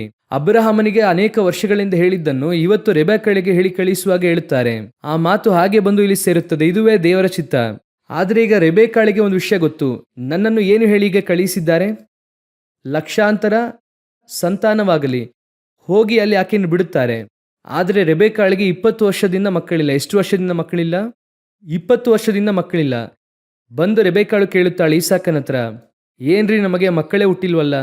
ಆನಂತರ ಈಸಾಕನು ಹೇಳುತ್ತಾನೆ ಒಂದು ಮಾತು, ನಾನು ಕೂಡ ಹಾಗೇನೆ, ನಮ್ಮ ತಾಯಿಗೆ 90ನೇ ವರ್ಷದಲ್ಲಿ ಹುಟ್ಟಿದೆ. ಆಗ ಹೇಳ್ತೀರಾ, ಅವಾಗ ನೀವು ಹುಟ್ಟಿದ್ದು? ಹೌದು, ನನ್ನ ತಾಯಿಗೆ 90 ವರ್ಷ, ನನ್ನ ತಂದೆಗೆ 100 ವರ್ಷ. ನಮ್ಮ ಫ್ಯಾಮಿಲಿಯಲ್ಲಿ ಎಲ್ಲರಿಗೂ ಹಾಗೇನೆ. ಚೆನ್ನಾಗಿ ಗಮನಿಸಿ ನೋಡುವುದಾದರೆ, ಇವ್ರ ಮನೆಯಲ್ಲಿ ಮೊದಲು ಗಂಡು ಮಗ ಹುಟ್ಟಿದ್ರೆ ಅವರು ಹೇಳುತ್ತಾರೆ, ನಮ್ಮ ಮನೆಯಲ್ಲೂ ಮೊದಲು ಗಂಡು ಮಗನೇ. ಯಾಕಂದ್ರೆ ನಮ್ಮ ಫ್ಯಾಮಿಲಿಯಲ್ಲಿ ಎಲ್ಲರಿಗೂ ಕೂಡ ಮೊದಲು ಗಂಡು ಮಗನೇ ಹುಟ್ಟುತ್ತದೆ. ಯಾಕಂದ್ರೆ ಜೆರಾಕ್ಸ್ ಮೆಷಿನ್ ಇಟ್ಟಿದ್ದಾರೆ, ಡಾಕ್ಯುಮೆಂಟು. ಹೆಣ್ಮಗು ಹುಟ್ಟಿದ್ರೆ ಹೇಳ್ತಾರೆ, ನಿಮ್ಮ ಮನೆಯಲ್ಲಿ ಎಲ್ಲರಿಗೂ ಹೆಣ್ಮಕ್ಳೇ, ಆದ್ರಿಂದಲೇ ಹೆಣ್ಣು ಮಗು ಹುಟ್ಟಿತು. ಈ ರೀತಿಯಾಗಿ ಎಲ್ಲರೂ ಹೇಳುತ್ತಾರೆ. ಆ ರೀತಿಯಾಗಿ ಈಗ ಈಸಾಕನು ಹೇಳಿರುತ್ತಾರೆ, ನಾನೇ ನನ್ನ ತಾಯಿ 90 ವರ್ಷ ಇದ್ದಾಗ ಹುಟ್ಟಿದೆ, ಏನು ಚಿಂತೆ ಮಾಡಬೇಡ. ಆದರೆ ನಮ್ಮ ತಾಯಿ ಅವಸರಪಟ್ಟು ಏನು ಮಾಡಿದ್ರು, ಹಾಗರನನ್ನು ತಂದದ್ದರಿಂದ ಇಷ್ಮಾಯೇಲನು ಹುಟ್ಟಿ ನನ್ನ ಅಣ್ಣ ಇವತ್ತು ಬಹಳ ಸಮಸ್ಯೆ ಮಾಡುತ್ತಿದ್ದಾನೆ. ಆ ರೀತಿ ಹೇಳಿದ ಕೂಡಲೇ ರೆಬೆಕ್ಕಳು ಕೇಳುತ್ತಾ ಇರುತ್ತಾಳೆ, ಒಂದು ದಿನ ಬರುತ್ತದೆ, ಆ ವಾಗ್ದಾನ ನನಗೆ ನೆರವೇರುತ್ತದೆ. ಅವಸರಪಟ್ಟು ಈಗ ಸಾರಾಳು ಏನ್ ಮಾಡುತ್ತಾಳೆ? ದೇವರು ಹೇಳುತ್ತಾರೆ, ನಿಶ್ಚಯವಾಗಿ ನಾನು ನಿನಗೆ ಒಂದು ಮಗನನ್ನು ಕೊಡುತ್ತೇನೆ. ಇದೇ ಮಾತನ್ನೇ ಅಬ್ರಹಾಮನಿಗೆ ಹೇಳುತ್ತಾರೆ 15ನೇ ಅಧ್ಯಾಯದಲ್ಲಿ. ದೇವರು ಹೇಳುವಾಗ ಹೇಳುತ್ತಾರೆ, ಓದಿರಿ ಆದಿಕಾಂಡ ಪುಸ್ತಕ 15ನೇ ಅಧ್ಯಾಯ 5ನೇ ವಾಕ್ಯ ಓದಿರಿ. ಆದಿಕಾಂಡ ಪುಸ್ತಕ 15ನೇ ಅಧ್ಯಾಯ 5ನೇ ವಾಕ್ಯ. ಅವನನ್ನು ಹೊರಗೆ ಕರೆತಂದು ಆಕಾಶದ ಕಡೆಗೆ ನೋಡು, ನಕ್ಷತ್ರಗಳನ್ನು ಲೆಕ್ಕಿಸುವುದು ನಿನ್ನಿಂದಾದರೆ ಲೆಕ್ಕಿಸು, ನಿನ್ನ ಸಂತಾನವು ಅಷ್ಟಾಗುವುದು ಅಂದನು. ಇದನ್ನೇ ರೆಬೆಕ್ಕಳಿಗೂ ಹೇಳುತ್ತಾರೆ, ಲಕ್ಷಾಂತರ ಸಂತಾನವಾಗಲಿ. ಈಗ ಈ ವಾಗ್ದಾನವನ್ನು ಅಬ್ರಹಾಮನಿಗೆ ಹೇಳಿದಂತ ದೇವರು ಇದನ್ನು ಹೋಗಿ ಅವರು ಸಾರಾಳಿಗೆ ಹೇಳಬೇಕಾಗಿತ್ತು. ಸಾರಾಳು ಅವಸರಪಟ್ಟು ಏನು ಮಾಡುತ್ತಾಳೆ? ಒಬ್ಬ ದೇವಭಕ್ತಿಯುಳ್ಳ ಸಂತತಿಗೆ ಬದಲಾಗಿ ಒಬ್ಬ ದುಷ್ಟ ಮನುಷ್ಯನನ್ನು ಒಳಗೆ ತರುತ್ತಾರೆ. ಯಾರನ್ನು ಕರೆತರುತ್ತಾರೆ? ದುಷ್ಟ ಮನುಷ್ಯನನ್ನು. ಕೆಲವು ಸಮಯದಲ್ಲಿ ದೇವರು ನಿಮಗೆಂದು ಇಟ್ಟಿರುವುದು ಬರುವ ತನಕ ನೀವು ವೆಯ್ಟ್ ಮಾಡಬೇಕು. ಅದು ಎಷ್ಟೇ ವರ್ಷವಾಗಿದ್ರೂ ವೆಯ್ಟ್ ಮಾಡಬೇಕು. ದೇವರಿಗೆ ಗೊತ್ತು, ಇಷ್ಟೆಲ್ಲ ಕೊಟ್ಟಂತ ದೇವರು ಕೆಲವು ಕಾರ್ಯಗಳನ್ನು ತಡ ಮಾಡುತ್ತಾ ಇದ್ದಾರೆಂದ್ರೆ ಅದು ನಮ್ಮ ಒಳ್ಳೆಯದಕ್ಕಾಗಿ ತಡ ಮಾಡುತ್ತಿದ್ದಾರೆ. ಕರ್ತನ ಕರದಲ್ಲಿ ಕೆಟ್ಟದ್ದೆನ್ನುವಂಥದ್ದೇ ಇಲ್ಲ. ಅವರಿಗೆ ಈಸಾಕನನ್ನು ಕೊಡಬೇಕೆಂದು ಗೊತ್ತು, ನಿಗದಿತ ಸಮಯದಲ್ಲಿ ಖಂಡಿತವಾಗಿ ಕೊಡುತ್ತಾರೆ. ಅಲ್ಲಿಯ ತನಕ ನಾವೇನ್ ಮಾಡಬೇಕು? ನಾನು ಈಸಾಕನೆಂದು ಹೇಳುತ್ತಿರೋದು ಕೇವಲ ಮಗುವಿಗೋಸ್ಕರವಾಗಿ ಮಾತ್ರ ಅಲ್ಲ. ಮಗು ಹುಟ್ಟುತ್ತದೆ, ಅದು ಕೆಲಸವಾಗಿರಬಹುದು, ಮದುವೆ ಆಗಿರಬಹುದು, ಅಥವಾ ನಿಮಗೆ ಲೌಕಿಕವಾದಂಥ ಆಶೀರ್ವಾದಗಳಾಗಿರಬಹುದು, ಯಾವುದೇ ಆಗಿದ್ದರೂ ಕೂಡ ಸರಿ, ದೇವರು ಕೊಡುವ ತನಕ ವೆಯ್ಟ್ ಮಾಡಬೇಕು, ಅವಸರ ಪಡಬಾರದು. ಮೊದಲು ಇವರು ಮಾಡಿದಂತಹ ತಪ್ಪೇನು? ಸರ್ಪದ ಮಾತನ್ನು ಕೇಳಿದ್ದು, ಅದರಿಂದ ಕೆಡುಕನು ಹುಟ್ಟಿದ. ಈಗ ಇವರು ಮಾಡುತ್ತಿರುವಂಥ ತಪ್ಪೇನು? ಟೈಮ್ ಆಗ್ತಾ ಇದೆ. ನನಗೆ ಈಗ 75 ವರ್ಷಗಳಾಗಿದೆ, ಅಬ್ರಹಾಮನಿಗೀಗ 85 ವರ್ಷಗಳಾಗೋಗಿದೆ, ನಮಗೆ ಇನ್ನೂ ಕೂಡ ಮಕ್ಕಳಿಲ್ಲ, ನಮ್ಮ ಪರಿಸ್ಥಿತಿ ಇನ್ನೂ ಹೀಗೆ ಹೋಗ್ತಾ ಇದೆಯಲ್ಲ. ಏನ್ ನೀವು ಯಾವ ಚಿಂತೆ ಇಲ್ಲದೆ ಇದ್ದೀರಲ್ಲ, ನನಗೆ ಒಂದು ಮಗು ಇಲ್ವಲ್ಲ, ಮಕ್ಕಳೇ ಇಲ್ವಲ್ಲ. ಅವಸರ. ದೇವರು ನೇಮಿಸಿರುವಂತ ಒಂದು ಕಾಲಘಟ್ಟ ಎಂಬುದಾಗಿ ಇದೆ. ಒಂದನ್ನು ಚೆನ್ನಾಗಿ ಮನಸ್ಸಿನಲ್ಲಿ ತಿಳಿದುಕೊಳ್ಳಿ, ಕರ್ತನು ನಿಮಗೆ ಒಂದನ್ನು ಕೊಡಬೇಕೆಂಬುದಾಗಿ ತೀರ್ಮಾನಿಸಿದ್ದಾರೆ ಅಂದ್ರೆ ಅದನ್ನು ತಡೆಯುವುದಕ್ಕೆ ಯಾರಿಂದಲೂ ಸಾಧ್ಯವಿಲ್ಲ. ಅದೇ ಸಮಯದಲ್ಲಿ ಕರ್ತನು ಕೊಡುವುದು ಬೇಡ ಅಥವಾ ಈಗ ಇಲ್ಲ ಅಂತ ಹೇಳಿದ್ದಾರೆ ಅಂದ್ರೆ ಅದನ್ನು ಬೇರೆ ಯಾರಿಂದಲೂ ಕೊಡುವುದಕ್ಕೆ ಸಾಧ್ಯವಿಲ್ಲ. ಆದರೆ ನೀವು ಬೈಪಾಸ್ ಅಲ್ಲಿ ಹೋಗ್ಬಾರ್ದು. ಬೈಪಾಸ್ ಹಾಗೆ ಹೋಗಿ ಹೇಗಾದ್ರೂ ಮಕ್ಕಳು ಬೇಕು, ನನಗೆ ಒಂದು ಮಗು ಕೊಡು ಅಂತ ಹೇಳಿ ಆಗರಳನ್ನು ಹೋಗಿ ಸೇರಿಸಿದ ಕೂಡಲೇ ಅಲ್ಲಿ ಒಬ್ಬ ಕೆಡುಕ ಮನುಷ್ಯನು ರೂಪಿಸಲ್ಪಡುತ್ತಾನೆ. ದೇವರ ಯೋಜನೆ ದೇವ ಭಕ್ತಿಯುಳ್ಳ ಸಂತತಿಯನ್ನು ಇರಬೇಕು ಎಂಬುದಾಗಿ. ಅದೇ ಕರ್ತನ ಯೋಜನೆ. ಈಗ ಏನಾಗ್ತಿದೆ? ಯೋಜನೆ ಬದಲಾಗ್ತಿದೆ. ಯೋಜನೆ ಬದಲಾಗಿ ಅಲ್ಲಿ ಒಬ್ಬ ಕೆಡುಕ ಮನುಷ್ಯ ಹುಟ್ಟುತ್ತಿದ್ದಾನೆ. ದೇವರು ಇಲ್ಲಿ ಹೇಳುತ್ತಾ ಇದ್ದಾರೆ, ಇಲ್ಲ ಇಲ್ಲ ಇಲ್ಲ, ನಿಶ್ಚಯವಾಗಿ ನಿನಗೆ ಈಸಾಕನು ನಾನು ಕೊಡುತ್ತೇನೆ, ನಿಶ್ಚಯವಾಗಿ ಸಾರಳು ಮಗುವನ್ನು ಪಡೆಯುವಳು. ಆ ಕಾಯ್ದಿರುವಂತ ಟೈಮ್, ಅದೇ ಸತ್ಯವೇದ ಹೇಳುತ್ತದೆ. ತಡ ಮಾಡುತ್ತಾ ಇದ್ದಾರೆ ಎಂಬುದಾಗಿ ಕೆಲವರು ನೆನೆಸುವ ಪ್ರಕಾರ ಅವರು ತಮ್ಮ ವಾಗ್ದಾನದ ವಿಷಯದಲ್ಲಿ ತಡವಾಗಿ ಇರದೆ ತಕ್ಕ ಕಾಲದಲ್ಲಿ ಆತನು ನಿಮ್ಮನ್ನು ಹೆಚ್ಚಿಸುವ ತನಕ ಆತನ ಬಲವಾದ ಕರಗಳನ್ನು ಆಶ್ರಯಿಸಿರಿ. ಕರ್ತನ ಹತ್ರ ತಡ ಮಾಡುವುದೇನುವಂಥದ್ದಲ್ಲ, ಇಲ್ಲ, ನಿರ್ದಿಷ್ಟವಾದ ಸಮಯ ಇದೆ. ಯಾವುದೇ ಒಂದು ಕಾರ್ಯವನ್ನು ದೇವರು ನಿಮಗೆ ಕೊಡಬೇಕೆಂಬುದಾಗಿ ತೀರ್ಮಾನಿಸಿದ್ರು ಅಂದ್ರೆ ವೇದನೆ ಇಲ್ಲದೆ ಕೊಡುತ್ತಾರೆ. ದೇವರು ತಾನು ಕೊಡುವಂತ ಆಶೀರ್ವಾದದೊಂದಿಗೆ ಯಾವುದನ್ನು ಸೇರಿಸುವುದಿಲ್ಲ, ವೇದನೆ ಸೇರಿಸುವುದಿಲ್ಲ. ನಿಮಗೆ ಯಾವ್ದು ಬೇಕಾದ್ರೂ ಆಗಿರಬಹುದು. ನಾನು ಹೇಳುತ್ತೇನೆ, ಲೋಕ ಪ್ರಕಾರವಾಗಿ ಯಾವುದೇ ಆಶೀರ್ವಾದವಾಗಿರಬಹುದು, ಅದು ಸ್ಥಳವಾಗಿರಲಿ, ಮನೆಯಾಗಿರಲಿ, ಏನ್ ಬೇಕಾದ್ರೂ ಆಗಿರಲಿ.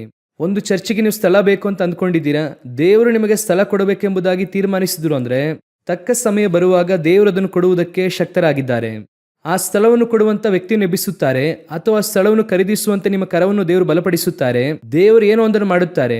ಆದ್ರೆ ನಿಮಗೇನು, ಈಗ ಬಂದಿದೆ, ಚೀಪಾಗಿ ಸಿಗ್ತಾ ಇದೆ, ಏನಾದ್ರೂ ಮಾಡಿ ತಗೋಬೇಕು, ಏನಾದ್ರೂ ಮಾಡಿ ತಗೋಬಾರ್ದು, ಹಾಗರಣ ಮೂಲಕವಾಗಿ ತಗೋಬಾರ್ದು. ಕೂಡಲೇ ಸಾಲಗಿಲ ಮಾಡಿ ಅಥವಾ ಅಲ್ಲಿ ಬಂಗಾರವನ್ನು ಅಡ ಇಟ್ಟು ಅಥವಾ ಇವ್ರ ಹತ್ರ ಲೋನ್ ಮಾಡಿಸಿಕೊಂಡು ಅಲ್ಲಿ ಸ್ವಲ್ಪ ಬಡ್ಡಿಗೆ ತೆಗೆದುಕೊಂಡು ಆನಂತರವಾಗಿ ನೋಡುವುದಾದ್ರೆ ಆ ಬಡ್ಡಿಯನ್ನು ಸಾಲವನ್ನು ತೀರಿಸುವಷ್ಟರೊಳಗೆ ನಿಮಗೆ ಶುಗರ್ BP ಎಲ್ಲ ಬರುತ್ತದೆ, ಎಲ್ಲ ಬರುತ್ತದೆ. ಆನಂತರ ನೀವು ದೇವ್ರ ಹತ್ರ ಏನು ಹೇಳ್ತೀರಾ ಗೊತ್ತಾ? ಸೇವೆಗೆ ತಾನೇ ಸಾಲ ತಗೊಂಡೆ. ದೇವ್ರು ಹೇಳಿದ್ರ ನೀನು ಸಾಲ ತಗೊಳ್ತೀಯ ಅಂತ ಹೇಳಿದ್ರ, ಸಾಲ ಕೊಡುತ್ತೀಯ ಅಂತ ಹೇಳಿದ್ರ? ನೀನು ಸಾಲ ತೆಗೆದುಕೊಳ್ಳದೇ ಇರುವಿ. ನಾನು ನಿಮಗೆ ಒಂದು ಉದಾಹರಣೆಗಾಗಿ ಹೇಳುತ್ತಾ ಇದ್ದೇನೆ. ಯಾವುದೇ ಒಂದು ವಿಷಯ ಆಗಿರಲಿ, ಸರ್ವ ಭೂಮಿ ಆಕಾಶವನ್ನು ಉಂಟು ಮಾಡಿದಂಥ ದೇವರು ನಿಮಗೆ ಒಂದು ಮಗುವನ್ನು ಕೊಡುವುದಕ್ಕಾಗಲ್ವಾ? ಒಂದೇ ಒಂದು ಮಗುವನ್ನು ಕೊಡುವುದಿಲ್ವಾ? ಇಲ್ಲದೆ ಇರುವುಗಳಿಂದ ಇರುವ ಹಾಗೆ ಉಂಟು ಮಾಡುವಂಥ ದೇವರು. ಮೆಡಿಕಲಿ ನಿಮಗೆ ಹೇಳುತ್ತಾರೆ ಮಗು ಇಲ್ಲ ಎಂಬುದಾಗಿ, ಆದರೆ ಮೆಡಿಕಲಿ ಮಗು ಇಲ್ಲ, ಆದರೆ ಮಿರಾಕಲ್ ಆಗಿ ಮಗು ಉಂಟು. ಅದ್ಭುತವಾಗಿ ದೇವರು ಮಗು ಕೊಡುವುದಕ್ಕೆ ಶಕ್ತರಾಗಿದ್ದಾರೆ. ಡಾಕ್ಟರ್ ಹೇಳುತ್ತಾರೆ ಮಗು ಇಲ್ಲ ಎಂಬುದಾಗಿ, ಕರ್ತನು ಹೇಳುತ್ತಾರೆ ಇದೆ ಎಂಬುದಾಗಿ. ಆದರೆ ಅದಕ್ಕೆ ಒಂದು ಟೈಮನ್ನು ಇಟ್ಟಿರುತ್ತಾರೆ. ಆ ಟೈಮ್ವರೆಗೂ ವೆಯ್ಟ್ ಮಾಡಬೇಕು. ನೀವು ಟೈಮ್ವರೆಗೂ ವೆಯ್ಟ್ ಮಾಡಲಿಲ್ಲ ಅಂದರೆ ಖಂಡಿತವಾಗಿ ಅಲ್ಲಿ ಕೆಡುಕನೆ ಹುಟ್ಟೋದು, ಖಂಡಿತವಾಗಿ ತಪ್ಪಾದ ಕಾರ್ಯ ನಡೆಯುತ್ತದೆ. ಯಾವುದೋ ಒಂದು ಕಡೆ ನೀವು ಸಿಲುಕಿಕೊಳ್ಳುತ್ತೀರಾ. ಅದೇ ಇವತ್ತು ಅನೇಕರ ಜೀವಿತದಲ್ಲಿ ಮಿಸ್ಟೇಕ್. ಅನೇಕರು ಆತ್ಮಿಕ ಉಳ್ಳವರು ಕೂಡ ಕೆಲವು ಸಮಯದಲ್ಲಿ ತಮ್ಮ ಒಂದು ಮದುವೆಯ ಕಾರ್ಯಗಳಲ್ಲಿ, ಮಕ್ಕಳ ಒಂದು ಕಾರ್ಯದಲ್ಲಿ, ವಿದ್ಯಾಭ್ಯಾಸದ ಕಾರ್ಯದಲ್ಲಿ, ಸ್ಥಳ ಖರೀದಿಸುವ ಕಾರ್ಯದಲ್ಲಿ ಅವಸರಪಟ್ಟು ಮಾಡುವುದು. ಅದು ಮದುವೆ ಮಾಡುವಾಗಲೂ ಸರಿ, ಕರ್ತನು ಹೇಳುವ ತನಕ ವೆಯ್ಟ್ ಮಾಡಬೇಕು. ಕರ್ತನು ನಿಮಗೆಂಬುದಾಗಿ ಒಂದು ಇಟ್ಟಿರುತ್ತಾರೆ. ಅಯ್ಯೋ 30 ವರ್ಷವಾಯಿತು, ಈಗ ಏನು ಸಮಸ್ಯೆ ಅದರಿಂದ? 30 ವಯಸ್ಸಾದ ನಂತರ ಆದ್ರೆ ಏನು ಸಮಸ್ಯೆ? ಈಗ 31ರಲ್ಲಿ ಬಿಡಿ. ಕರ್ತನಿಗೆ ಅದು ಗೊತ್ತಿಲ್ವಾ? ಅಲ್ಲಲ್ಲಿ ಎಷ್ಟೋ ವಯಸ್ಸಿನವರು ಏನ್ರಿ 30-35 ವರ್ಷ ಆದರೂ ಕೂಡ ಮದುವೆ ಆಗಿದೆ, ಅವರು ಚೆನ್ನಾಗೇ ಇದ್ದಾರೆ. ಕೆಲವರಿಗೆ ದೇವರು ಆ ರೀತಿಯಾಗಿ ಮಾಡುತ್ತಾರೆ, ಕೆಲವರನ್ನು ದೇವರು ಆ ರೀತಿಯಾಗಿ ನಡೆಸುತ್ತಾರೆ. ಎಲ್ಲರನ್ನು ಕೂಡ ಹಾಗೆ ನಡೆಸುವುದಿಲ್ಲ. ಅವಸರಪಟ್ಟು ಎಲ್ಲಾದರೂ ಒಬ್ಬ ಹುಡುಗ ಇದ್ರೆ ಹೇಳಿ, ಎಲ್ಲಾದರೂ ಒಬ್ಬ ಹುಡುಗಿ ಇದ್ರೆ ಹೇಳಿ, ಯಾವುದಾದ್ರೂ ಒಂದು ಇದ್ರೆ ಪರವಾಗಿಲ್ಲ. ಯಾವುದಿದ್ರೂ ಪರವಾಗಿಲ್ಲ ಅಂದ್ರೆ ಏನಿದೇನು ಮಾರ್ಕೆಟಾ? ಆ ಸ್ವಲ್ಪ ಹಣ್ಣಾಗಿರುವಂಥ ಟೊಮೊಟೊ ಇಲ್ಲಾಂದ್ರೂ ಪರವಾಗಿಲ್ಲ, ಕಾಯಿದ್ರೆ ಓಕೆ. ಮಾರ್ಕೆಟಾ ಇದು?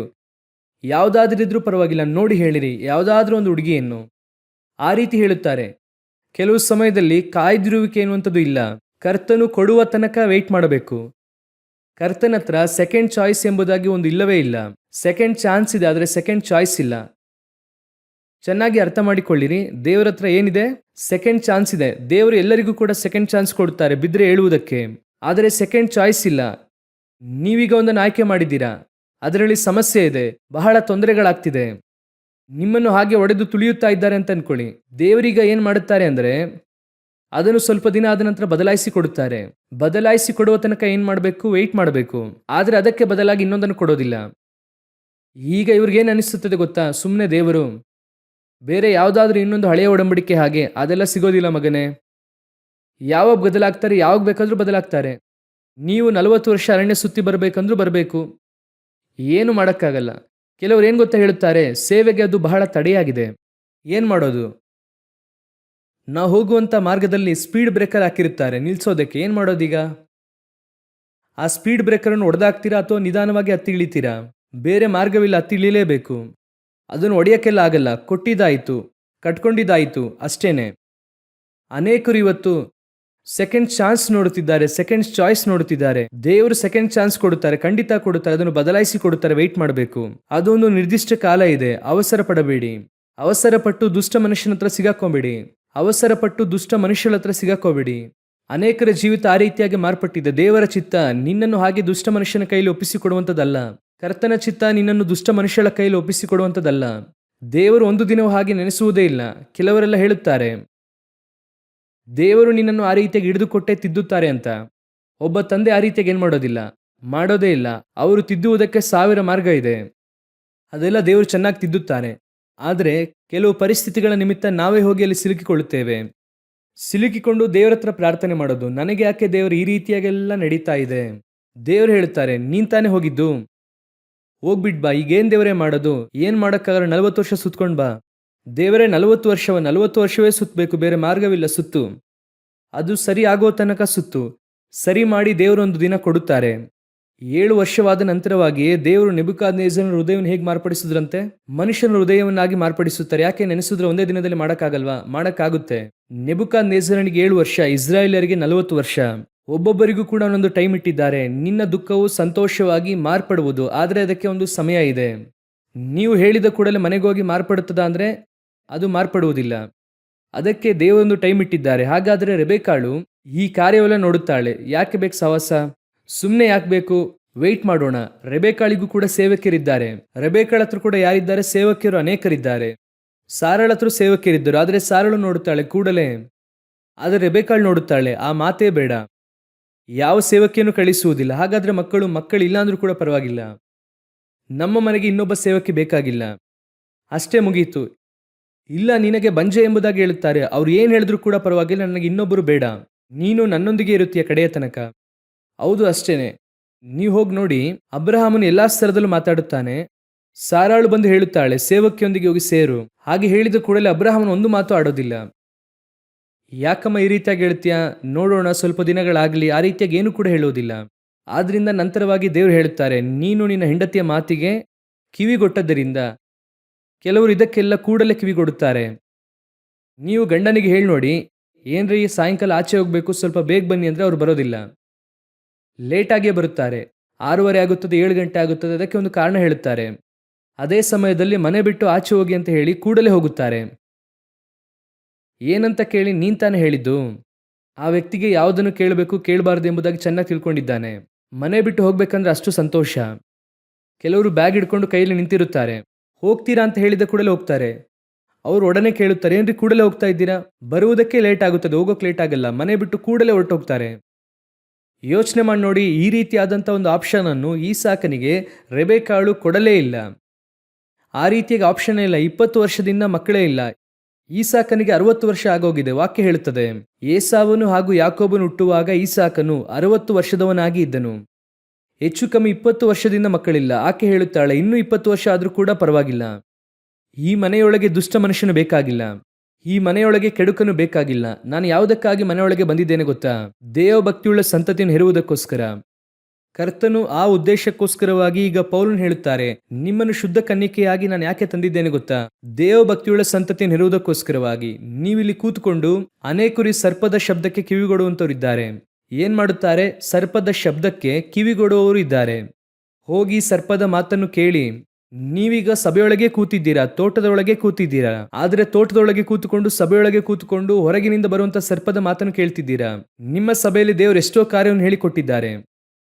ನಿಮ್ಮನ್ನು ಪೋಷಿಸುವುದಕ್ಕೆ, ನಿಮಗೆ ಬೋಧಿಸುವುದಕ್ಕೆ ದೇವರಿಗೆ ಒಂದು ಯೋಜನೆ ಇದೆ. ಕೆಲವು ಸಮಯದಲ್ಲಿ ನಮ್ಗೆ ಏನು ಅನಿಸುತ್ತದೆ ಅಂದರೆ, ನಮ್ಮ ಚರ್ಚಲ್ಲಿ ಈ ರೀತಿ ಇಲ್ವಲ್ಲ, ಆದ್ರಿಂದ ಅಲ್ಲಿ ಹೋಗಿ ಕೇಳುತ್ತೇವೆ, ಹಾಗೆ ಮಾಡುತ್ತೇವೆ, ಹೀಗೆ ಮಾಡುತ್ತೇವೆ ಎಂಬುದಾಗಿ ಹೇಳುತ್ತಾರೆ. ನೀವೀಗ ಸಂದೇಶ ಕೇಳುತ್ತೀರಾ, ಪರವಾಗಿಲ್ಲ. ಆದರೆ ಯಾರದ್ದು ಕೇಳ್ತಿದ್ದೀರಾ? ಟೀಚರ್ದು. ಅದರೊಂದಿಗೆ ನಿಲ್ಲಿಸಬೇಕು. ಆದರೆ ಇಲ್ಲಿ ತಂದೆ ಇದ್ದಾರಲ್ಲ, ಅವರು ಕುರುಬ, ಅವ್ರಿಗೆಲ್ಲ ಗೊತ್ತು, ಆದರೆ ಹೇಳೋಕ್ಕಾಗಲ್ಲ. ಆದರೆ ಅವರಿಂದ ಒಂದನ್ನು ಮಾಡುವುದಕ್ಕೆ ಸಾಧ್ಯ, ನಿಮ್ಮನ್ನು ಸಂರಕ್ಷಿಸಿ ಪರಲೋಕಕ್ಕೆ ಕೊಂಡೊಯ್ಯುವುದಕ್ಕೆ ಸಾಧ್ಯ. ಒಂದು ವೇಳೆ ನಿಮಗೆ ತಿಳುವಳಿಕೆಯು ಬಹಳ ಹೆಚ್ಚಾಗಿರಬಹುದು. ಮಕ್ಕಳು ಆಗಾಗ್ಗೆ ಅಪ್ಪ ಅಮ್ಮನ ನೋಡಿ ಹೇಳುತ್ತಾರೆ, ನಿನಗೆ ಇದರ ಕುರಿತಾಗಿ ಏನು ಗೊತ್ತಿಲ್ಲ, ನೀನು ಸುಮ್ಮನೆ ಇರು ಅಂತ. ನಮಗೇನು ಗೊತ್ತಿಲ್ಲ, ಆದರೆ ಅವನ ಪ್ರಾಣವನ್ನು ಕಾಪಾಡುವುದಕ್ಕೆ ನಮ್ಗೆ ಗೊತ್ತು. ಅವನಿಗೆ ಹುಷಾರಿಲ್ಲ ಅಂದರೆ ಔಷಧಿ ಕೊಡೋಕೆ ಗೊತ್ತು, ಅವನಿಗೆ ಊಟ ಮಾಡಿಕೊಡೋಕೆ ಗೊತ್ತು, ಅವನಿಗೆ ನೀರು ಕೊಡೋಕೆ ಗೊತ್ತು, ಮಲಗುವಾಗ ನೋಡಿಕೊಳ್ಳೋಕೆ ಗೊತ್ತು. ಇಷ್ಟೆಲ್ಲ ನಾವೇ ಮಾಡ್ತೇವೆ. ಆ ಮಕ್ಕಳು ಹೋಗಿ ಗೂಗಲಲ್ಲಿ ಏನೋ 4 ವಿಷಯ ಓದಿ ನಮಗೆ ಬಂದು ಹೇಳುತ್ತಾರೆ, ನಿಮಗೆ ಇದೆಲ್ಲ ಏನೂ ಕೂಡ ಗೊತ್ತಿಲ್ಲ, ನಾವೆಲ್ಲ ಹಿಂಗೆ ಎಂಬುದಾಗಿ ಹೇಳುತ್ತಾರೆ. ಆದರೆ ಅಪ್ಪ ಅಮ್ಮಗೆ ಅದೆಲ್ಲ ಗೊತ್ತಿಲ್ಲ, ಆದರೆ ನಿಮ್ಮನ್ನು ಹೇಗೆ ಸಂರಕ್ಷಿಸುವುದೆಂಬುದಾಗಿ ಗೊತ್ತು. ಅದೇ ಒಬ್ಬ ಕುರುಬನ ಸೇವೆ. ದಾವಿದನಿಗೆ ಸೌಲನ ಹಾಗೆ ಕತ್ತಿ ಹಿಡ್ಕೊಂಡು ಹೋಗಿ ಜಗಳವಾಡೋಕೆ ಗೊತ್ತಿಲ್ಲ, ಆದರೆ ಒಂದು ಕುರಿಯನ್ನು ಸಿಂಹವೋ ಕರಡಿಯೋ ಹಿಡ್ಕೊಂಡು ಹೋದ್ರೆ ಪ್ರಾಣ ಕೊಟ್ಟು ಕಾಪಾಡೋದು ಗೊತ್ತು. ಅದೇ ಒಬ್ಬ ಕುರುಬನ ಸೇವೆ. ಹಾಗಾದರೆ ಕುರುಬನ ಸೇವೆಯಲ್ಲಿರುವಾಗ ನಿಮ್ಮ ಚರ್ಚು ನಿಮಗೆ ಕರೆಕ್ಟು, ಆದ್ದರಿಂದಲೇ ದೇವರು ನಿಮ್ಮನ್ನು ಇಲ್ಲಿ ಕೂರಿಸಿದ್ದಾರೆ. ಎಲ್ಲರಿಗೂ ಅವರ ಚರ್ಚ್ ಅಂದರೆ ಏನೋ ಸ್ವಲ್ಪ ಅಸಡ್ಡೆ. ನಮ್ಮ ಚರ್ಚಲ್ಲಿ ಅದೆಲ್ಲ ಏನು ಕೂಡ ಇಲ್ಲ. ನೀವು ಎಲ್ಲಿದ್ರೆ ಕರೆಕ್ಟಾಗಿರ್ತೀರ ಅಂತ ಗೊತ್ತಿದ್ದೆ ದೇವರು ಆ ಚರ್ಚಲ್ಲಿ ನಿಮ್ಮನ್ನು ಇಟ್ಟಿದ್ದಾರೆ. ದೇವರಿಗೆ ಚೆನ್ನಾಗಿ ಗೊತ್ತು, ಯಾವ ಸಭೆಯಲ್ಲಿ ಇದ್ದರೆ ನೀವು ನಿಶ್ಚಯವಾಗಿ ಕೂಡ ಪರಲೋಕಕ್ಕೆ ಹೋಗುತ್ತೀರೋ ಆ ಸಭೆಯಲ್ಲೇ ದೇವರು ನಿಮ್ಮನ್ನು ಕೂರಿಸಿದ್ದಾರೆ. ನಿಮಗೆ ಯಾವಾಗಲೂ ಕೂಡ ಇನ್ನೊಂದು ಸಭೆಯನ್ನು ನೋಡಿದ್ರೆ ಹೇಗಿರುತ್ತದೆ? ಸ್ವಲ್ಪ ಅವರನ್ನು ನೋಡಿದ್ರೆ ನಮಗೆ ಚೆನ್ನಾಗಿ ಅನಿಸುತ್ತದೆ. ನಮ್ಮ ಮನೆಯಲ್ಲಿ ಮಕ್ಕಳಿದ್ದಾರಲ್ವಾ, ನಮ್ಮ ಮಗಳು ಮನೆಯಲ್ಲಿ ಇದ್ದಾಳೆ ಅಲ್ವಾ, ಒಂದು ತಟ್ಟೆ ಆದರೂ ತೊಳೆಯುತ್ತಾರಾ? ತೊಳೆಯೋದಿಲ್ಲ. ನೀವು ನೋಡಿರ್ತೀರ ತಾನೆ. ಹಾಗೆ ಎಸೆದು ಹೋಗುತ್ತದೆ. ಆನಂತರ ಸ್ನಾನ ಮಾಡಿ ಬಟ್ಟೆಯನ್ನು ಒಂದು ಕಡೆ ಎಸೆದು ಹೋಗುತ್ತದೆ. ಆ ಬಟ್ಟೆಯನ್ನು ಮಡಚಿ ಕೂಡ ಎತ್ತಿಡೋದಿಲ್ಲ. ಅವರ ತಾಯಿ ಬೈತಾ ಇರ್ತಾರೆ, ನೀವೆಲ್ಲ ಎಲ್ಲಿ ಹೋಗಿ ಏನ್ ಪಾಡು ಅನುಭವಿಸ್ತೀರೋ ಅಂತ ಬೈತಾ ಇರ್ತಾರೆ. ಆದರೆ ಆ ಹುಡುಗಿಯ ಫ್ರೆಂಡಿನ ಅಮ್ಮ ಒಬ್ರು ಬರ್ತಾರೆ. ಒಂದು ದಿನ ನೋಡುತ್ತೇವೆ. ನೋಡುವಾಗ ಅವರು ನಮ್ಮ ಮಕ್ಕಳ ಕುರಿತಾಗಿ ಸಾಕ್ಷಿ ಹೇಳುತ್ತಾರೆ, ನಿಮ್ಮ ಮಗಳು ಬಹಳ ಒಳ್ಳೆಯವಳು ಗೊತ್ತಾ, ನಮ್ಮ ಮನೆಗೆ ಅವತ್ತು ಬಂದು ಎಲ್ಲಾ ಕೆಲಸವನ್ನು ಆಕೆಯೇ ಮಾಡಿದಳು. ಆಗ ತಾಯಿಗೆ ಸುರ್ರಂತ ಇರುತ್ತದೆ, ಇಲ್ಲ ನಮ್ಮ ಮನೆಯಲ್ಲಿ ಒಂದು ಕೆಲಸನೂ ಮಾಡೋದಿಲ್ಲ, ಅಲ್ಲಿ ಹೋಗಿ ಎಲ್ಲ ಕೆಲಸ ಮಾಡ್ತಿದ್ದಾಳೆ. ಆ ರೀತಿ ಹೇಳಿ ಆ ತಾಯಿ ಹೇಳುತ್ತಾಳೆ, ನಮ್ಮನೇಲಿ ಒಬ್ಬಳಿದ್ದಾಳೆ ಏನು ಕೆಲಸ ಮಾಡೋದಿಲ್ಲ, ಆದರೆ ಆಕೆ ಈ ಮನೆಗೆ ಬಂದರೆ ಎಲ್ಲ ಕೆಲಸ ಮಾಡುತ್ತಾಳೆ. ಆಂಟಿ ನಾನು ಈ ಕೆಲಸ ಮಾಡ್ಲಾ ಅಂತ ಕೇಳುತ್ತಾಳೆ. ಯಾವಾಗಲೂ ನಮಗೆ ಇದಕ್ಕಿಂತ ಅದೇ ಒಳ್ಳೇದಂತ ಅನಿಸುತ್ತೆ. ಅಲ್ಲಿ ಹೋದ್ರೆ ಏನಿರುತ್ತದೆ, ಆ ಪಾಸ್ಟ್ರು ತುಂಬ ಸಂದೇಶ ಚೆನ್ನಾಗಿ ಕೊಡ್ತಾರೆ, ಚೆನ್ನಾಗಿ ಆಡುತ್ತಾರೆ. ಅಯ್ಯೋ ಆ ಚರ್ಚಿಗೆ ಹೋದ್ರೆ ಅಷ್ಟು ಸೂಪರ್ ಆಗಿರುತ್ತದೆ. ಯಾವಾಗಲೂ ಕೂಡ ಗಮನಿಸಿರಿ, ತಂದೆ ಹತ್ರ ನಾವಿರುವಾಗ ಅವರು ಸ್ವಲ್ಪ ನಮ್ಮನ್ನು ಖಂಡಿಸುವವರಾಗೇ ಇರುತ್ತಾರೆ. ಒಂದು ವೇಳೆ ತಂದೆ ತಾಯಿ ಓದದೇ ಇರುವವರಾಗಿ ಕೂಡ ಇರುತ್ತಾರೆ, ಆದರೆ ದೇವರು ನಿಮ್ಮನ್ನು ಅವರ ಹೊಟ್ಟೆಯಲ್ಲೇ ಹುಟ್ಟಿಸಿದ್ದಾರೆ. ಕಾರಣ ಅವರೇ ನಿಮ್ಮನ್ನು ಭದ್ರವಾಗಿ ನೋಡಿಕೊಳ್ಳುತ್ತಾರೆ ಅಂತ ದೇವರಿಗೆ ಗೊತ್ತು. ಏನೇ ಐಗುಪ್ತ್ಯಕ್ಕೆ ರಾಣಿಯಾಗಿ ಇದ್ದರೂ ಕೂಡ ಮೋಶೆಯನ್ನು ಬೆಳೆಸುವಂತ ಜವಾಬ್ದಾರಿ ಒಬ್ಬ ದಾಸಿ ಆತನ ತಾಯಿಗೆ ಕೊಡಲ್ಪಟ್ಟಿತು. ಏನಂದ್ಕೋಬಹುದು, ಒಬ್ಬ ದಾಸಿಯ ಕೈಯಲ್ಲ, ಇಲ್ಲ, ನಿನ್ನನ್ನು ಬೆಳೆಸುವುದಕ್ಕೆ ಅವರಿಂದಲೇ ಸಾಧ್ಯ. ಅದೇ ರೀತಿಯಾಗಿ ನಿಮ್ಮ ಸಭೆಯಲ್ಲಿರುವಂತಹ ಸಭಾಪಾಲಕರು ಅಥವಾ ಸಭೆಯ ಬೋಧಕರು, ನೀನು ನೆನೆಸುವಷ್ಟರ ಮಟ್ಟಿಗೆ ವಾಕ್ಯದಲ್ಲಿ ಬೆಳೆದಿಲ್ಲ, ಇನ್ನೂ ಅಷ್ಟರ ಮಟ್ಟಿಗೆ ಅವರಿಲ್ಲ. ಆ ಸಭೆ ನೋಡಿದ್ರೆ ಅಷ್ಟಿದೆ, ಈ ಸಭೆ ನೋಡಿದ್ರೆ ಇಷ್ಟು ಭಯಂಕರವಾಗಿದೆ. ನಿನಗೆ ನಿನ್ನ ಸಭೆನೇ ಕರೆಕ್ಟ್. ನೀನು ಎಲ್ಲಿದ್ದರೆ ಕರೆಕ್ಟಾಗಿ ಬೆಳೆಯುತ್ತೀರಾ ಅಂತ ದೇವರಿಗೆ ಗೊತ್ತೋ, ನಿಮ್ಮನ್ನು ಆ ಸಭೆಯಲ್ಲಿ ದೇವರು ಇಟ್ಟಿದ್ದಾರೆ. ಅದರಲ್ಲಿ ದೃಢವಾಗಿ ಇರ್ರಿ. ಒಂದು ವೇಳೆ ನೀವು ನೆನೆಸುವ ಹಾಗೆ, ನೀವು ಎದುರು ನೋಡುವ ಹಾಗೆ ಕೆಲವು ಕಾರ್ಯಗಳಿರೋದಿಲ್ಲ, ಸಭೆಯಲ್ಲಿ ನಡೆಯುವುದಿಲ್ಲ, ಕೆಲಸದಲ್ಲೂ ನಡೆಯೋದಿಲ್ಲ, ಆಗ ನೀವೇನ್ ಮಾಡ್ಬೇಕು ಗೊತ್ತಾ? ನಿಮ್ಮ ಸಭೆಗೋಸ್ಕರವಾಗಿ ನೀವು ಪ್ರಾರ್ಥಿಸಬೇಕು. ಸಭೆಗಳಲ್ಲಿ ಕೊರತೆಗಳಿರುತ್ತದೆ, ಆ ಕೊರತೆಗಳು ನೀಗಬೇಕೆಂಬುದಾಗಿ ನೀವು ಪ್ರಾರ್ಥಿಸಬೇಕು. ಸಭೆಯಲ್ಲಿ ಕೊರತೆ ನೀಗಬೇಕೆಂದು ಪ್ರಾರ್ಥಿಸಬೇಕು. ಕೊರತೆ ಇದೆ ಎಂದು ಸಭೆಯ ಕುರಿತು ಕೊರತೆನೇ ಮಾತನಾಡುತ್ತಿದ್ರೆ ಸಭೆಯಲ್ಲಿ ಇನ್ನೂ ಕೊರತೆ ಇನ್ಕ್ರೀಸ್ ಆಗುತ್ತದೆ ಬಿಟ್ಟರೆ ಕಡಿಮೆ ಆಗಲ್ಲ. ಕೊರತೆಯ ಕುರಿತಾಗಿ ಮಾತನಾಡಬೇಡಿ. ಒಂದು ವೇಳೆ ಆ ರೀತಿಯಾಗಿದೆಯಾ, ನೀವು ನೆನೆಸುವ ಹಾಗೆ ಸಭೆ ಇಲ್ವಾ, ಇನ್ನೂ ಆತ್ಮಿಕ ಜೀವಿತದಲ್ಲಿ ಬೆಳೆಯಬೇಕು, ವಾಕ್ಯದಲ್ಲಿ ಬೆಳೆಯಬೇಕೆಂಬುದಾಗಿ ನಿಮ್ಗೆ ಅನಿಸ್ತಾ ಇದೆಯಾ? ಅದಕ್ಕಾಗಿ ನೀವು ಉಪವಾಸವಿದ್ದು ಪ್ರಾರ್ಥನೆ ಮಾಡಿರಿ. ನಿಮ್ಮ ಒಬ್ಬರ ಪ್ರಾರ್ಥನೆಗೆ ದೇವರು ಖಂಡಿತ ಉತ್ತರ ಕೊಡುತ್ತಾರೆ. ನಿಮ್ಮ ಸಭೆಯನ್ನು ದೇವರ ಆತ್ಮಿಕ ಜೀವಿತದಲ್ಲಿ ಬೆಳೆಯುವಂತೆ ಮಾಡುತ್ತಾರೆ. ಕ್ರಿಟಿಸೈಸ್ ಮಾಡಬೇಡಿ. ಇಲ್ಲಿ ಎಲ್ಲರಿಗೂ ಎಲ್ಲ ಗೊತ್ತು ಎಂಬುದಾಗಿ ಹೇಳುವುದಕ್ಕಾಗಲ್ಲ, ಎಲ್ಲರಿಗೂ ಎಲ್ಲ ಗೊತ್ತು ಎಂಬುದಾಗಿ ಹೇಳುವುದಕ್ಕೆ ಆಗಲ್ಲ. ಅದನ್ನೇ ನಿಮಗೆ ಹೇಳಿದೆ, ನನಗೆ ಟೀಚಿಂಗ್ ಮಾಡುವುದಕ್ಕೆ ಗೊತ್ತು, ಅಂದ್ರೆ ದೇವ್ರು ಹೇಳಿದ್ದು ಒಂದು ಮಟ್ಟಿಗೆ. ಅದು ಈ ಬೈಬಲ್ ಇರುವಂತದ್ದು ಎಲ್ಲವೂ ಕೂಡ ಟೀಚ್ ಮಾಡೋಕೆ ಗೊತ್ತಿಲ್ಲ, ಏನೋ ದೇವರು ನನಗೆ ಕೊಟ್ಟಿದ್ದನ್ನು ಹೇಳಕ್ ಗೊತ್ತು, ಆದ್ರೆ ಒಂದು ಸಭೆಯನ್ನು ನಡೆಸೋಕೆ ನನ್ನಿಂದ ಆಗಲ್ಲ. ಅದೇ ರೀತಿಯಾಗಿ ನಿಮ್ಮ ಸಭಾಪಾಲಕರಿಗೆ ಟೀಚಿಂಗ್ ಗೊತ್ತಿಲ್ಲದೆ ಇರಬಹುದು, ಆದ್ರೆ ಅವರ ಹಾಗೆ ನಿಮ್ಮ ಸಭೆಯನ್ನು ಯಾರು ನಡೆಸಕ್ಕಾಗಲ್ಲ. ದೇವರು ಅವರವರಿಗೆ ಎಂಬುದಾಗಿ ಒಂದು ಕೃಪೆಯನ್ನು ಕೊಟ್ಟಿಟ್ಟಿದ್ದಾರೆ. ಆಯಾ ಕೃಪೆಗಳಿಗೆ ಅನುಸಾರವಾಗಿ ಆ ಸೇವೆ ನಡೆಯುತ್ತದೆ. ಸೊ ದೇವರು ನಿಮ್ಮನ್ನು ಯಾಕೆ ಇಲ್ಲಿ ಕರೆತಂದಿದ್ದಾರೆ ಅಂದ್ರೆ, ದೇವ ಭಕ್ತಿಯುಳ್ಳ ಸಂತತಿಯನ್ನು ಹೆರುವುದಕ್ಕೋಸ್ಕರ. ನೀವು ಬಹು ಸಂತಾನವುಳ್ಳವರಾಗಿರುವುದಕ್ಕಾಗಿ ಬಂದಿದ್ದೀರಾ. ಆದ್ರೆ ಇಲ್ಲಿ ಕೂತು ಏನ್ ಮಾಡಬಾರ್ದು, ಆ ಕಡೆ ಈ ಕಡೆ ನೋಡಬಾರ್ದು, ಆಗರಳನ್ನು ನೋಡಬಾರ್ದು. ಅಯ್ಯೋ ಅವ್ರಿಗೆ ಮಕ್ಕಳು ಹುಡ್ತಾ ಇದೆ, ಇವರಿಗೆ ಮಕ್ಕಳು ಹುಡ್ತಾ ಇದೆ. ಕೆಲವು ಸಮಯದಲ್ಲಿ ದೇವರು ನಿಮಗೆ ಸುಮ್ಮನೆ ಇರುವುದಕ್ಕೆ ಹೇಳುತ್ತಾರೆ.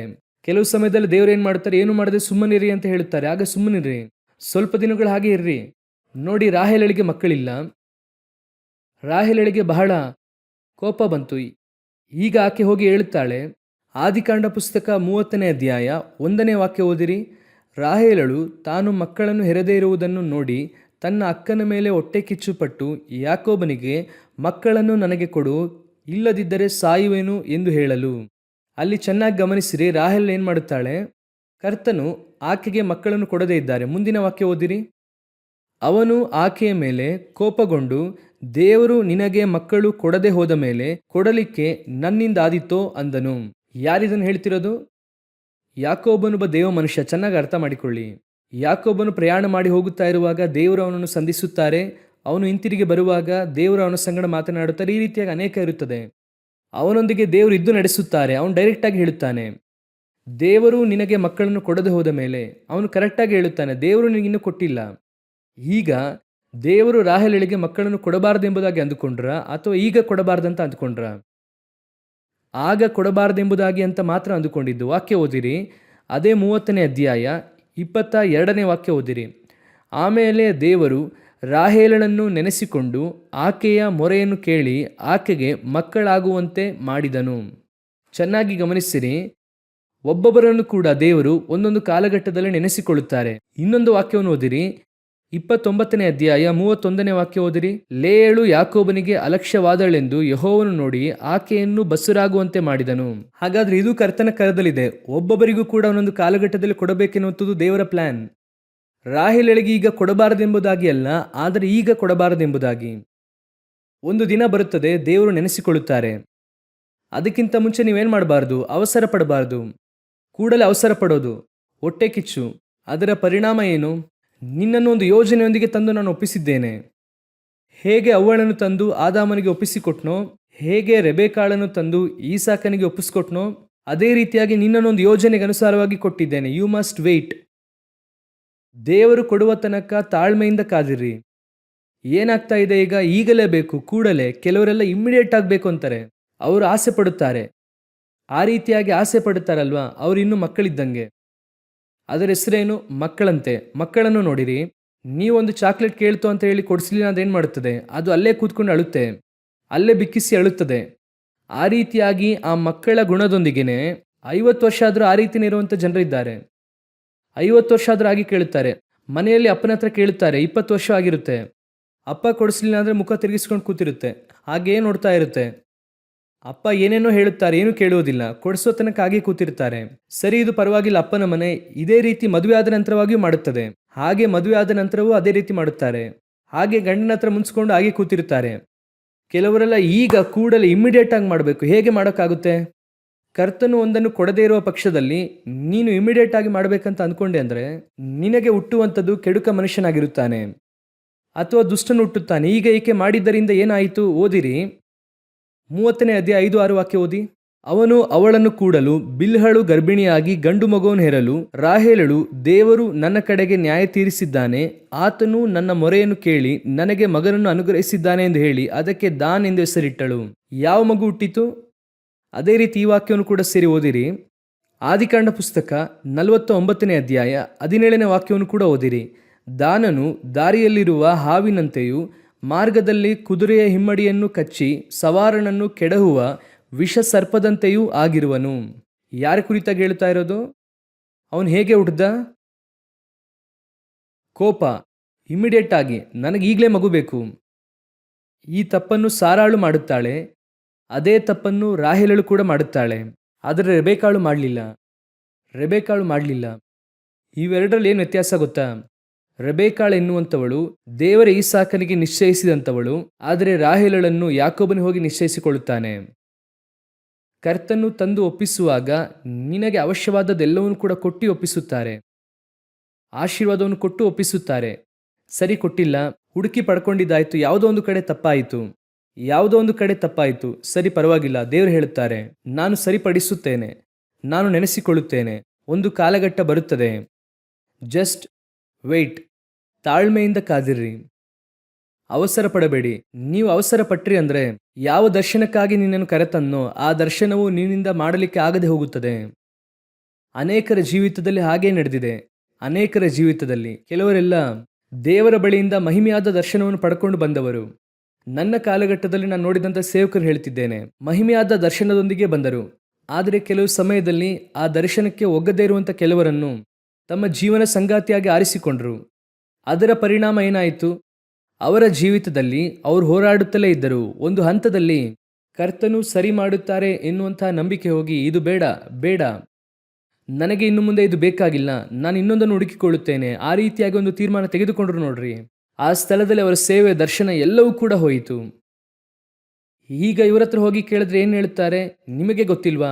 10 ವರ್ಷದಿಂದ ನಾನು ಹೋರಾಡುತ್ತಿದ್ದೇನೆ, 15 ವರ್ಷದಿಂದ ಹೋರಾಡುತ್ತಿದ್ದೇನೆ, 25 ವರ್ಷದಿಂದ ಹೋರಾಡುತ್ತಿದ್ದೇನೆ, ಇವರೊಂದಿಗೆ ಬಾಳೋದಕ್ಕೆ ಆಗಲ್ಲ. ದೇವರು ಹೇಳುತ್ತಾರೆ, ಯು ಮಸ್ಟ್, ನೀವು ಬಾಳಲೇಬೇಕು. ಯಾಕೆ? ಅದನ್ನು ನೀನೇ ಹುಡುಕಿದ್ದು. ಸರಿ, ಪರವಾಗಿಲ್ಲ, ಇರು, ನಾನು ಅದನ್ನು ಸರಿ ಮಾಡುತ್ತೇನೆ. ಅದಕ್ಕೆ ಟೈಮ್ ಆಗುತ್ತದೆ, ಆದರೆ ಸರಿ ಮಾಡಿ ಕೊಡುತ್ತೇನೆ, ವೆಯ್ಟ್ ಮಾಡು. ನೀನು ಅವಸರಪಟ್ಟು ನೀನೇ ಹುಡುಕಿಕೊಂಡ, ಅಥವಾ ಇನ್ನೊಬ್ಬರ ಮಾತನ್ನು ಕೇಳ್ದ, ಅಥವಾ ಯಾವುದೋ ಒಂದು ಕಾರಣಕ್ಕಾಗಿ ಹುಡ್ಕೊಂಡ. ಸರಿ, ಪರವಾಗಿಲ್ಲ, ಬಿಟ್ಬಿಡು. ಮಾಡಬಾರದೇ ಇರುವುದನ್ನು ಮಾಡದೆ, ನಡೆಯಬಾರದು ಈಗ ನಡೆದೋಯ್ತು, ಹೋಗಬಾರ್ದ ಕಡೆಗೆ ಹೋದೆ, ಸಿಗಾಕೊಳ್ಬಾರ್ದಂತ ಕಡೆಯಲ್ಲಿ ಸಿಗಾಕೊಂಡೆ. ಅದು ಸಿಂಹದ ಗವಿಯೇ ಆಗಿರಲಿ, ದೇವರು ನಿಮ್ಮನ್ನು ಮೇಲೆತ್ತುವ ತನಕ ಸುಮ್ಮನಿರಿ. ಹೊರಗೆ ತರುವ ತನಕ ವೆಯ್ಟ್ ಮಾಡಿ, ಆದರೆ ನಿಶ್ಚಯವಾಗಿ ದೇವರು ಹೊರಗೆ ತರುತ್ತಾರೆ. ದೇರ್ ಈಸ್ ಎ ಟೈಮ್, ನಿಶ್ಚಯವಾಗಿ ಒಂದು ಸಮಯ ಉಂಟು. ಕರ್ತನು ನಿಮ್ಮ ತಂದೆ ಸಿಂಹದ ಗವಿಯಲ್ಲಿ ನಿಮ್ಮನ್ನು ಸಾಯಿಸುವುದಕ್ಕೆ ಬಿಡೋದೇ ಇಲ್ಲ, ಆದರೆ ಮೇಲೆತ್ತುವುದಕ್ಕೆ ಒಂದು ಟೈಮ್ ಇಟ್ಟಿರುತ್ತಾರೆ. ಅವರೇ ಎತ್ತುತ್ತಾರೆ, ಆದರೆ ನೀವು ನಡುವೆ ಏನು ಮಾಡಬಾರ್ದು? ಅವಸರ ಪಡಬಾರದು, ಅದರಿಂದ ಆಚೆ ಬರುವುದಕ್ಕೆ ಅವಸರ ಪಡಬಾರ್ದು. ಯಾಕೆ ಗೊತ್ತಾ? ನಾವು ಮಾಡಿದಂಥ ತಪ್ಪನ್ನು ದೇವರು ಸರಿಪಡಿಸುತ್ತಾ ಇದ್ದಾರೆ. ನಾನು ಯಾವಾಗಲೂ ಒಂದು ಉದಾಹರಣೆ ಹೇಳ್ತೇನೆ, ಹೇಳಿ ಮುಗಿಸುತ್ತೇನೆ. ನಾನು ಕೂಡ ಆ ರೀತಿಯಾದ ತಪ್ಪನ್ನು ಮಾಡಿದಂಥ ವ್ಯಕ್ತಿ. ನನ್ನ ಅನುಭವ ಹೇಳುತ್ತೇನೆ ನಿಮಗೆ. ನನಗೆ 6 ವರ್ಷದವನಾಗಿದ್ದಾಗಿಂದ ಒಂದು ರೋಗ ಇತ್ತು. ನನಗೆ ಗೊತ್ತಿರುವ ಮಟ್ಟಿಗೆ 6 ವರ್ಷದಿಂದ, ಅದು ಅದಕ್ಕಿಂತ ಮುಂಚೆ ಇರಬಹುದು, ಆದರೆ ಇತ್ತು. ಆ ವ್ಯಾಧಿಯು ನನಗೆ ಹೆಚ್ಚು ಕಮ್ಮಿ 16-17 ವರ್ಷದ ತನಕ, ಒಂದು 10 ವರ್ಷ ಹೋಯಿತು. ಏನೇನೇನೋ ಮೆಡಿಸನ್, ಎಷ್ಟೆಷ್ಟೋ ಮೆಡಿಸನನ್ನು ಬದಲಾಯಿಸಿ ತಗೊಂಡೆ. ಯಾವುದು ಸರಿಯಾಗಲಿಲ್ಲ, ಏನೂ ಸರಿಯಾಗಲಿಲ್ಲ. ಆ ನಂತರ ನಾನು 18ನೇ ವರ್ಷದಲ್ಲಿದ್ದಾಗ ದೇವರನ್ನು ಅಂಗೀಕರಿಸಿಕೊಂಡ ನಂತರ ಒಬ್ಬರ ಮೂಲಕವಾಗಿ ದೇವರು ನನಗೆ ಒಂದು ಮೆಡಿಸನನ್ನು ಕೊಟ್ಟು ದೇವರು ಸರಿಪಡಿಸಿದ್ರು. ದೇವರ ಕೃಪೆಯಿಂದ ಇಲ್ಲಿಯ ತನಕ ನಾನು ಚೆನ್ನಾಗಿದ್ದೇನೆ. ಆದರೆ ಕೆಲವರನ್ನು ನೋಡುತ್ತೇನೆ, ಏನು ಮಾಡುತ್ತಾರೆ ಅಂದರೆ, ಒಂದು ವ್ಯಾಧಿ ಇದೆ ಅಂದ ಕೂಡಲೇ ಆ ಡಾಕ್ಟರ್ ಏನು ಮಾಡುತ್ತಾರೆ ಅಂದರೆ, ಈ ಮಾತ್ರೆಯನ್ನು 5 ದಿನ ತಗೊಳ್ಳಿ ಎನ್ನುತ್ತಾರೆ. ಸರಿನಾ? ಮೊದಲನೇ ದಿನ ಹಾಕೊಳ್ತಾರೆ, 2ನೇ ದಿನ ಮಾತ್ರೆ ನುಂಗ್ತಾರೆ, ಯಾವ ಬದಲಾವಣೆ ಇರೋದಿಲ್ಲ ಅವರಲ್ಲಿ, ಹಾಗೆ ಇರುತ್ತಾರೆ. 3ನೇ ದಿನ ಅವರಿಗೆ ನಂಬಿಕೆನೇ ಹೋಗುತ್ತದೆ. ಹೋದ ಕೂಡಲೇ 3 ದಿನದಿಂದ ಮಾತ್ರೆ ಹಾಕ್ತಾ ಇದ್ದೇವೆ, ಆದರೆ ಏನೂ ಸರಿ ಆಗ್ತಾ ಇಲ್ಲ, ಏನು ಕರೆಕ್ಟ್ ಆಗ್ತಿಲ್ಲ ಅಂತಾರೆ. ಕೂಡಲೇ ಇನ್ನೊಬ್ಬರು ಬರ್ತಾರೆ, ಗೊತ್ತಿರುವವರು, ಏನಾಯಿತು, ಈ ರೀತಿಯಾಗಿ ಆಯಿತು, ಇದೆಲ್ಲ ಸರಿ ಬರೋದಿಲ್ಲ, ನನಗೆ ಗೊತ್ತಿರುವಂಥ ಒಂದು ಔಷಧಿ ಇದೆ, ಅದು ಗಿಡಮೂಲಿಕೆ ಔಷಧ, ಅದನ್ನು ಬಿಡದೆ 21 ದಿನಗಳ ಕಾಲ ಕುಡಿದ್ರೆ ಇವರಿಗೆ ಅಲ್ಲಿ ಹೋಗುತ್ತಾರೆ. ಇದನ್ನು 3 ದಿನ ಕುಡಿದು ಅಲ್ಲಿ ಹೋಗುತ್ತಾರೆ. ಅಲ್ಲಿ ಹೋದ ನಂತರವಾಗಿ ಆ ಔಷಧಿಯನ್ನು 15 ದಿನ ತಗೊಳ್ತಾರೆ. ಆದರೆ ಎಷ್ಟು ದಿನ ತಗೊಳ್ಳೋಕೆ ಹೇಳಿದ್ದು? 21 ದಿನ. ಇವರು 10 ದಿನ 15 ದಿನ ಅದನ್ನು ತಗೊಳ್ತಾರೆ, ಯಾವ ಬದಲಾವಣೆ ಇರೋದಿಲ್ಲ. ಆಮೇಲೆ ನೋಡುತ್ತಾರೆ, 15 ದಿನದಿಂದ ತಗೊಳ್ತಾ ಇದ್ದೇವೆ, ಯಾವುದೂ ಸರಿ ಇಲ್ಲ ಅನ್ನುತ್ತಾರೆ. ಆನಂತರ ಇನ್ನೊಬ್ಬರು ಹೇಳುತ್ತಾರೆ, ಇದನ್ನು ಯಾಕೆ ನೀವು ತಗೊಂಡ್ರಿ? ಇದಕ್ಕಂತ ಇನ್ನೊಂದು ಔಷಧಿ ಇದೆ, ಅದನ್ನು 1 ತಿಂಗಳು ತಗೊಂಡ್ರೆ ಸರಿ ಹೋಗುತ್ತದೆ. ಆ ಔಷಧಿಯನ್ನು 20 ದಿನ ತಗೊಳ್ತಾರೆ, ಸರಿಯಾಗೋದಿಲ್ಲ. ಕೆಲವರೆಲ್ಲ ಈ ರೀತಿಯಾಗಿ ನೋಡೋದಾದರೆ ಯಾವುದನ್ನು ಕೂಡ ತಾಳ್ಮೆಯಿಂದ ಮುಗಿಸಬೇಕೆಂದು ಅನಿಸುವುದಿಲ್ಲ ಅವರಿಗೆ. 5 ದಿನ ಕೊಟ್ಟಿದ್ದಾರೆ ಅಂದರೆ 5 ದಿನ ಹಾಕ್ಕೊಳ್ಬೇಕು. 5 ದಿನ ಆದಮೇಲೂ ಏನೂ ಆಗಲಿಲ್ಲ ಅಂದ್ರೆ ಏನು ಮಾಡಬೇಕು? ಹೋಗಿ ಕೇಳಬೇಕು, 5 ದಿನ ಅಂತ ಕೊಟ್ಟರೆ ಸರಿಯಾಗಲಿಲ್ಲ ಅಂತ. ಆದರೆ ಅವರು 5 ದಿನವೂ ಕೂಡ ಏನು ಮಾಡೋದಿಲ್ಲ, 2 ದಿನ 3 ದಿನ ಹಾಕ್ಕೊಳ್ತಾರೆ ಅಷ್ಟೇ, ಕೂಡಲೇ ಅವರು ಬೇರೆ ಕಡೆ ಹೋಗುತ್ತಾರೆ. ಈ ರೀತಿಯಾದ ಸ್ವಭಾವವೇ ಆತ್ಮಿಕ ಜೀವಿತದಲ್ಲೂ ಕೂಡ ಇದೆ. ನೀವೊಂದು ತಪ್ಪು ಮಾಡಿದ್ರಿ, ನಿಮ್ಮನ್ನು ಸರಿ ಮಾಡುವುದಕ್ಕೆ ದೇವರೊಂದು ಟೈಮ್ ನೇಮಿಸಿರುತ್ತಾರೆ, ಆದರೆ ನಿಶ್ಚಯವಾಗಿ ಸರಿ ಮಾಡುತ್ತೇನೆ ಎನ್ನುವಂಥದ್ದೇ ದೇವರು ಕೊಟ್ಟಂಥ ವಾಗ್ದಾನ. ಖಂಡಿತವಾಗಿ ಸರಿಪಡಿಸುತ್ತಾರೆ, ಯಾಕಂದರೆ ಅವರು ತಂದೆ. ಎಷ್ಟೋ ತಂದೆಯಂದಿರನ್ನು ನಾನು ನೋಡಿದ್ದೇನೆ, ಮಕ್ಕಳು ತಪ್ಪು ಮಾಡುತ್ತಾರೆ, ಆದರೆ ಹೇಗಾದರೂ ಅದನ್ನು ಸರಿಪಡಿಸಬೇಕೆನ್ನುವಂಥ ಭಾವನೆ ಅವ್ರಿಗಿರುತ್ತದೆ. ಅನ್ಲೆಸ್ ಮಕ್ಕಳು ಅದಕ್ಕೆ ಅವಕಾಶ ಕೊಡಲಿಲ್ಲ ಅಂದರೆ ಏನು ಕೂಡ ಮಾಡೋಕ್ಕಾಗಲ್ಲ. ಆ ಮಕ್ಕಳು ಅವಕಾಶ ಕೊಟ್ಟರೆ ಹೇಗಾದರೂ ಸರಿಪಡಿಸಬೇಕೆಂಬುದಾಗಿ ನೆನೆಸುತ್ತಾರೆ, ಅದು ತಂದೆನೋ ತಾಯಿನೋ. ಆದರೆ ಇಲ್ಲಿ ಏನು ನಡೆಯುತ್ತದೆ? ಆ ತಾಳ್ಮೆ ಇಲ್ಲ. ಕರ್ತನು ಕೊಡುವ ತನಕ, ಸರಿಪಡಿಸುವ ತನಕ ತಾಳ್ಮೆ ಇಲ್ಲ. ಅವಸರ ಪಡೋದು ಕೂಡಲೇ. ಕೆಲವು ಸೇವಕರನ್ನೆಲ್ಲ ನೋಡಿದ್ದೇನೆ, ಕೂಡಲೇ ಆಗೋದಿಲ್ಲ ಬ್ರದರ್, 10 ವರ್ಷವಾಗಿದೆ, ನನ್ನಿಂದ ಇನ್ನು ಮುಂದೆ ಇದನ್ನು ಸಹಿಸ್ಕೊಳ್ಳೋಕ್ಕೆ ಆಗಲ್ಲ, ನನಗಿದು ಬೇಕಾಗಿಲ್ಲ ಅನ್ನುತ್ತಾರೆ. ನಾನು ಹೇಳುತ್ತೇನೆ, ಇಲ್ಲ, ಬೈಬಲ್ ಪ್ರಕಾರ ಬೇರೆ ಮಾರ್ಗವಿಲ್ಲ. ಕೂಡಲೇ ನಾನು ಯಾಕೆ ಕೊಡಬೇಕು? ಅದೆಲ್ಲ ದೇವರು ಕೃಪೆಯುಳ್ಳವರು ನೋಡಿಕೊಳ್ಳುತ್ತಾರೆ ಎಂಬುದಾಗಿ ಬಿಟ್ಬಿಡ್ತಾರೆ. ಅದನ್ನು ಬಿಟ್ಟು ಇನ್ನೊಂದು ಮದುವೆ ಆಗುತ್ತಾರೆ. ನಮ್ಮ ಪಾಸ್ಟ್ ಹೇಳುತ್ತಾರೆ ಪರಮಗೀತದಲ್ಲಿರುವಂಥದ್ದು ಸುಂದರವಾದ ಮಾತು, ಕಾಡು ಮರಗಳ ನಡುವೆ ಸೇಬಿನ ಮರದ ಹಾಗೆ ನನ್ನ ಇನಿಯನು ಇದ್ದಾನೆ. ಇವನಿಗೆ ಯಾವಾಗಲೂ ಕೂಡ ಮನೆಯಲ್ಲಿರುವಂಥದ್ದು ಕಾಡಿನ ಮರವಾಗೇ ಇರುತ್ತದೆ. ಹೊರಗಿರುವಂಥದ್ದು ಸೇಬಿನ ಮರ ಕಾಣುತ್ತೆ. ಹೋಗಿ ಕೂತ್ಕೊಂಡ್ರೆ ಗೊತ್ತಾಗುತ್ತೆ ಅದು ಇದಕ್ಕಿಂತ ಮೋಸವಾದ ಕಾಡಿನ ಮರ. ಸರಿ, ಇದು ಕಾಡಿನ ಮರ ಅಂತ ಇನ್ನೊಂದರೊಂದಿಗೆ ಕೂತ್ಕೊಂಡ್ರೆ ಅದು ಮುಳ್ಳಿನ ಮರ. ಕಡೆಯದಾಗಿ ಈ ಮರದ ಹತ್ರನೇ ಬರುತ್ತಾನೆ. ಆ ಮರಕ್ಕಿಂತ ಈ ಮರವು ಎಷ್ಟೋ ಪರವಾಗಿಲ್ಲ. ದೇವರು ಹೇಳುತ್ತಾರೆ, ಅದಕ್ಕೆ ನಿನ್ನನ್ನು ಇಲ್ಲೇ ಇರು ಅಂತ ಹೇಳಿದ್ದು. ನನಗೆ ಗೊತ್ತು, ನೀನು ಎಲ್ಲೇ ಸುತ್ತಿದ್ರೂ ಕೂಡ ಕಡೆಯದಾಗಿ ಈ ಮರದ ಹತ್ರನೇ ಬರಬೇಕು ಅಂತ. ಅದು ಸಹೋದರ ಸಹೋದರಿ ಇಬ್ಬರಿಗೂ ಅನ್ವಿಸುತ್ತದೆ. ಕೆಲವು ಸಹೋದರಿ ಹೇಳುತ್ತಾರೆ, ನಿಮ್ಮ ಹತ್ರ ಇರೋದಕ್ಕಿಂತ ನಾನು ಸುಮ್ಮನೆ ನಮ್ಮ ಅಪ್ಪನ ಮನೆಗೆ ಹೋಗ್ತೇನೆ. ಆ ವ್ಯಕ್ತಿ ಆಗಲೇ ಹೇಳುತ್ತಾನೆ, ಬೇಡ, ನನ್ನನ್ನು ಬಿಟ್ಟರೆ ನಿನ್ನನ್ನು ಯಾರು ಕೂಡ ಇಟ್ಕೊಳಕ್ಕಾಗಲ್ಲ. ನಮ್ಮಪ್ಪ ನನ್ನನ್ನು ರಾಣಿಯಾಗಿ ನೋಡ್ಕೊತಾರೆ, ಅದು ಮದುವೆ ಆಗುವವರೆಗೂ ಮಾತ್ರ. ಆನಂತರ ನೀವು ಹೋದ್ರಿ ಅಂದರೆ ಬೆಕ್ಕಿನ ಹಾಗೆ ನೋಡ್ಕೊಳ್ತಾರೆ. ಮನೆಯಲ್ಲಿ ಎಲ್ಲ ಕೆಲಸ ಮಾಡಬೇಕು, ಅಲ್ಲಿ ಏನು ಮಾತಾಡೋಕ್ಕಾಗಲ್ಲ. ಏನಾದರೂ ಬೇರೆ ಮಾತಾಡಿದ್ರಿ ಅಂದರೆ ಮನೆಯಲ್ಲಿರುವಂಥ ನಾದ್ನಿ ಅದಕ್ಕೆ ಇನ್ನೊಂದು ಮಾತು ಹೇಳುತ್ತಾರೆ, ಹೌದು ಮನೆ ಬಿಟ್ಟು ಇಲ್ಲಿ ಬಂದು ಕೂತಿದ್ದಾಳೆ ಇವಳು. ಆಕೆ ಹೇಳುವಂಥ ಮಾತಿಗೆ 1 ವಾರವಾದ ನಂತರವಾಗಿ ತಾನಾಗಿಯೇ ಫೋನ್ ಮಾಡುತ್ತಾಳೆ. ಏನೋ ಇಲ್ಲಿ ಬಂದೆ, ಫೋನ್ ಮಾಡೋಕ್ಕಾಗಲ್ವಾ? ಇರೋಕ್ಕಾಗಲ್ಲ ಅವ್ರಿಗಲ್ಲಿ.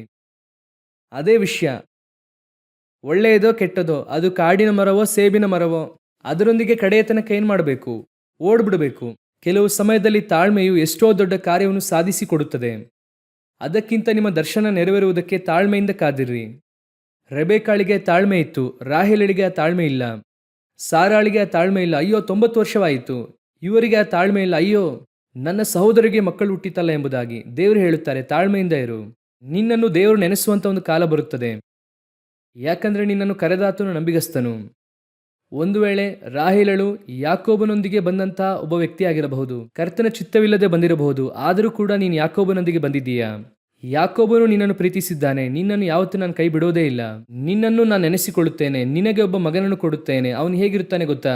ಅವನು ಯೋಸೇಫನಾಗಿರುತ್ತಾನೆ, ಫಲ ಕೊಡುವಂಥ ದ್ರಾಕ್ಷಿಯ ಗಿಡವಾಗಿರುತ್ತಾನೆ. ಯೋಸೇಫನಾಗಿ ದೇವರು ನಿಮಗೆ ಕೊಟ್ಟರೆ ಎಷ್ಟು ಆಶೀರ್ವಾದ ನೋಡಿರಿ. ಸೊ ತಾಳ್ಮೆಯಿಂದ ಕಾದಿರಿ. ಒಂದನ್ನು ಮಾತ್ರ ಮನಸ್ಸಿನಲ್ಲಿ ಇಟ್ಟುಕೊಳ್ಳಿರಿ, ಕರ್ತನ ಒಂದು ದರ್ಶನದೊಂದಿಗೆ ನನ್ನನ್ನು ಇಲ್ಲಿ ತಂದಿದ್ದಾರೆ. ಆ ದರ್ಶನ ನೆರವೇರುವ ತನಕ ನಾನು ಏನು ಮಾಡಬೇಕು? ತಾಳ್ಮೆಯೊಂದಿಗೆ ಕಾದಿರಬೇಕು. ಸರ್ಪದ ಮಾತಿಗೆ ಏನು ಮಾಡಬಾರ್ದು? ನಾನು ಆ ಮಾತಿಗೆ ಕಿವಿಗೊಡಬಾರ್ದು. ನಾನು ಅವಸರಪಟ್ಟು ಏನು ಮಾಡಬಾರ್ದು? ನನಗೆ ಮಕ್ಕಳನ್ನು ಕೊಡಿ ಅಂತ ಕೇಳಬಾರ್ದು. ವಯಸ್ಸಾಯಿತು, ಸಮಯ ಆಯಿತು, ಕಾಲ ಮುಗಿಯಿತು, ಏನ್ ಬೇಕಾದರೂ ಆಗಲಿ. ಆದರೂ ದೇವರೋ ನಿಮ್ಮ ಪಕ್ಷದಲ್ಲಿದ್ದು ನಿಮ್ಮ ದರ್ಶನ ನೆರವೇರುವಂತೆ ಸಹಾಯ ಮಾಡುತ್ತಾರೆ. ಹಲ್ಲೆಲೂಯಾ. ಎದ್ದು ನಿಂತುಕೊಳ್ಳೋಣವ. ದೇವರ ಸಮ್ಮುಖದಲ್ಲಿ ನಾವು ಪ್ರಾರ್ಥನೆ ಮಾಡೋಣ. ಇಲ್ಲಿ ಬಂದಿರುವಂಥ ಒಬ್ಬೊಬ್ಬರ ಜೀವಿತದಲ್ಲೂ ದೇವರ ಯೋಜನೆ ಒಂದುಂಟು. ಒಬ್ಬೊಬ್ಬರಿಗೆ ಒಂದೊಂದು ಉದ್ದೇಶ ಇದೆ. ದರ್ಶನ ಇಲ್ಲದೆ ನೀವು ಸಭೆಯೊಳಗೆ ಬರುವುದಕ್ಕೆ ಸಾಧ್ಯವೇ ಇಲ್ಲ. ಏನೋ ಆಕ್ಸಿಡೆಂಟ್ ಆಗಿ ಚರ್ಚಿಗೆ ಒಬ್ಬರು ಬಂದಿದ್ದಾರೆ ಎಂಬುದಾಗಿ ಯಾರು ಇರೋಕ್ಕೆ ಸಾಧ್ಯನೇ ಇಲ್ಲ. ಕರೆಯಲ್ಪಡದ ಹೊರತು ನೀವು ದೇವರ ಸಭೆಯಲ್ಲಿ ಕಾಲಿಡುವುದಕ್ಕೆ ಸಾಧ್ಯವೇ ಇಲ್ಲ. ಪರಲೋಕ ನಿಮ್ಮನ್ನು ಮೊದಲೇ ನೇಮಿಸಿದೆ, ಇವತ್ತು ನಿನ್ನೆ ಅಲ್ಲ, ಜಗತ್ತು ಉತ್ಪತ್ತಿಗಿಂತ ಮುಂಚಿತವಾಗಿಯೇ ಕ್ರಿಸ್ತನಲ್ಲಿ ನಮ್ಮನ್ನು ಆರಿಸಿಕೊಂಡಿದ್ದಾರೆ. ಆಗಿರುವುದರಿಂದ ದೇವರು ನಿಮ್ಮನ್ನು ನನ್ನನ್ನು ಯಾವತ್ತೂ ಬಿಡುವುದೇ ಇಲ್ಲ. ಆದರೆ ಏನು ಮಾಡಬೇಕು? ತಾಳ್ಮೆಯಿಂದ ಕಾದಿರಬೇಕು. ದೇವರು ನಿಮ್ಮ ಮೇಲೆ ಇಟ್ಟಿರುವಂಥ ದರ್ಶನ ಏನೆಂಬುದಾಗಿ ನಿಮಗೆ ತಿಳಿಯಬೇಕು. ಅದೇನೆಂಬುದಾಗಿ ನಿಮಗೆ ಅರ್ಥವಾಗಬೇಕು. ದೇವರು ನಮ್ಮನ್ನು ಬಹು ಸಂತಾನವುಳ್ಳವರಾಗಿರುವುದಕ್ಕೆ ಹೇಳಿದ್ದಾರೆ. ಆದರೆ ನಾನು ಎಲ್ಲರ ಹಾಗೆ ನಾನು ಕೂಡ ಹಾಗೆ ಹೆಚ್ಚಾಗುವುದಕ್ಕಾಗಲ್ಲ. ನಾನು ದೇವಭಕ್ತಿಯುಳ್ಳ ಸಂತತಿಯಿಂದ ಬಹು ಸಂತಾನವುಳ್ಳವನಾಗಬೇಕು. ನಾನು ನನ್ನ ಅವಿಧೇಯತೆಯ ನಿಮಿತ್ತವಾಗಿ ಕೆಡುಕನನ್ನು, ದುಷ್ಟನನ್ನು ನಾನು ಹೆರಬಾರದು. ನಾನು ದೇವಭಕ್ತಿಯುಳ್ಳ ಸಂತತಿಯನ್ನು ಹೆರಬೇಕು. ಒಪ್ಪಿಸಿಕೊಡೋಣವಾ? ಆ ಒಂದು ದರ್ಶನ ನಿಮ್ಮ ಕೈಯಲ್ಲಿ ದೇವರು ಕೊಟ್ಟಂಥ ಸೇವೆ, ಅದರಲ್ಲಿ ದೇವರು ಬಯಸುತ್ತಾ ಇರುವಂಥ ಫಲ ಬೇರೆ. ಅನೇಕ ಜನರು ಬರಬೇಕು, ಅನೇಕ ಚರ್ಚ್ ಕಟ್ಟಬೇಕು, ಅದು ಲೋಕ ಪ್ರಕಾರವಾಗಿ ಎಲ್ಲರಿಗೂ ಕೂಡ ಇರುವಂಥ ಆಸೆ. ಆದರೆ ನೀನು ಆ ಆಸೆ ಇರುವಂಥವನಲ್ಲ. ನಿನಗೆ ಒಂದು ಹುಟ್ಟುತ್ತದೆ, ಆ ಒಂದು ಈಸಾಕನಾಗಿ ಇರುತ್ತದೆ. ಅದುವೇ ದೇವರ ಯೋಜನೆ. ಒಪ್ಪಿಸಿಕೊಡೋಣವ ದೇವರ ಸಮ್ಮುಖದಲ್ಲಿ. ದೇವರೇ, ನನಗೆ ಕೊಟ್ಟಂಥ ದರ್ಶನದಲ್ಲಿ ನಾನು ತಾಳ್ಮೆಯಿಂದ ಓಡುವುದಕ್ಕೆ ಕೃಪೆ ನೀಡಿರಿ. ನಾನು ಕಡೆಯ ತನಕ ಓಡಿ ಮುಗಿಸಬೇಕು ದೇವರೇ. ಅವಸರಪಟ್ಟು ಓಡಿ ನಡುವೆ ಮಾರ್ಗ ತಪ್ಪಿ ನಿಮಗೆ ಇಷ್ಟವಿಲ್ಲದೆ ಇರುವ ಕಾರ್ಯವನ್ನು ಮಾಡದಂತೆ, ನನಗಿರುವಂಥ ದರ್ಶನವು ಎಂತಹ ದರ್ಶನವಾಗಿದ್ದರೂ ಸರಿ, ಅದರಲ್ಲಿ ನಾನು ಕಡೆಯ ತನಕ ಓಡಬೇಕು. ನನಗೆ ಆಸೆ ಬಹಳ ಇದೆ ದೇವರೇ, ಆದರೆ ನಿಮ್ಮ ಚಿತ್ತ ಮಾತ್ರ ನನ್ನ ಜೀವಿತದಲ್ಲಿ ನೆರವೇರಬೇಕು. ನಿಮ್ಮ ಚಿತ್ತ ಮಾತ್ರ ನೆರವೇರಬೇಕು. ನನ್ನ ಆಸೆ ಯಾವುದು ಕೂಡ ಬೇಡ ದೇವರೇ. ನಿಮ್ಮ ಚಿತ್ತ ಪರಲೋಕದಲ್ಲಿ ನೆರವೇರುವ ಪ್ರಕಾರ ಭೂಮಿಯಲ್ಲೂ ಕೂಡ ನೆರವೇರಲಿ. ಒಪ್ಪಿಸಿಕೊಟ್ಟು ಪ್ರಾರ್ಥಿಸೋಣವ. ಒಳ್ಳೆಯ ತಂದೆಯೇ, ಸರ್ವಶಕ್ತನಾದಂತಹ ನಮ್ಮ ದೇವರೇ, ನಮ್ಮನ್ನು ಕರೆತಂದದಕ್ಕೆ ಒಂದು ಉದ್ದೇಶ ಉಂಟು. ನಮ್ಮನ್ನು ಕರೆತಂದದಕ್ಕೆ ಒಂದು ದರ್ಶನ ಉಂಟು. ನೀವು ನಮಗೋಸ್ಕರವಾಗಿ ರಕ್ತ ಸುರಿಸಿರುವುದಕ್ಕೆ ಒಂದು ಉದ್ದೇಶ ಉಂಟು. ಇದುವರೆಗೂ ನಮ್ಮ ಮೇಲೆ ದಯೆಯಿಂದ ಇರುವುದಕ್ಕೆ ಒಂದು ಉದ್ದೇಶ ಉಂಟು. ನಾವು ಕಡೆಯ ತನಕ ಓಡುವುದಕ್ಕೆ ನಮಗೆ ಕೃಪೆ ನೀಡಿರಿ. ಮಾರ್ಗ ತಪ್ಪಿ ಹೋಗದಂತೆ, ಯಾವುದೇ ಒಂದು ಪರಿಸ್ಥಿತಿಯಲ್ಲೂ ಕೂಡ ಮಾರ್ಗ ತಪ್ಪಿ ಹೋಗದಂತೆ, ನಮ್ಮ ಮೂಲಕವಾಗಿ ಬರಬೇಕಾಗಿರುವಂಥ ನೀತಿಯುಳ್ಳ ಸಂತತಿಯು ಬರದಂತೆ, ಭಯಭಕ್ತಿಯುಳ್ಳ ಸಂತತಿಯು ಬರದಂತೆ, ನಮ್ಮ ಅವಸರದಿಂದ, ನಮ್ಮ ಸ್ವಚಿತ್ತದಿಂದ ಕೆಡುಕ ಮನುಷ್ಯನನ್ನು, ದುಷ್ಟ ಮನುಷ್ಯನನ್ನು ನಾವು ಹೆರದಂತೆ, ನಿಮ್ಮ ಚಿತ್ತಕ್ಕನುಸಾರವಾಗಿರುವಂಥ ಆತ್ಮಿಕವಾದ ಮಕ್ಕಳನ್ನು ಹೆರುವಂತೆ ಸಹಾಯ ಮಾಡಿರಿ. ಮಹಿಮೆಯುಳ್ಳ ಕರದ ಕೆಳಗೆ ತಗ್ಗಿಸಿಕೊಳ್ಳುತ್ತೇವೆ ನಮ್ಮ ದೇವರಾದ ಯೇಸುವಿನ ನಾಮದಲ್ಲಿ ತಂದೆಯೇ, ಆಮೇನ್.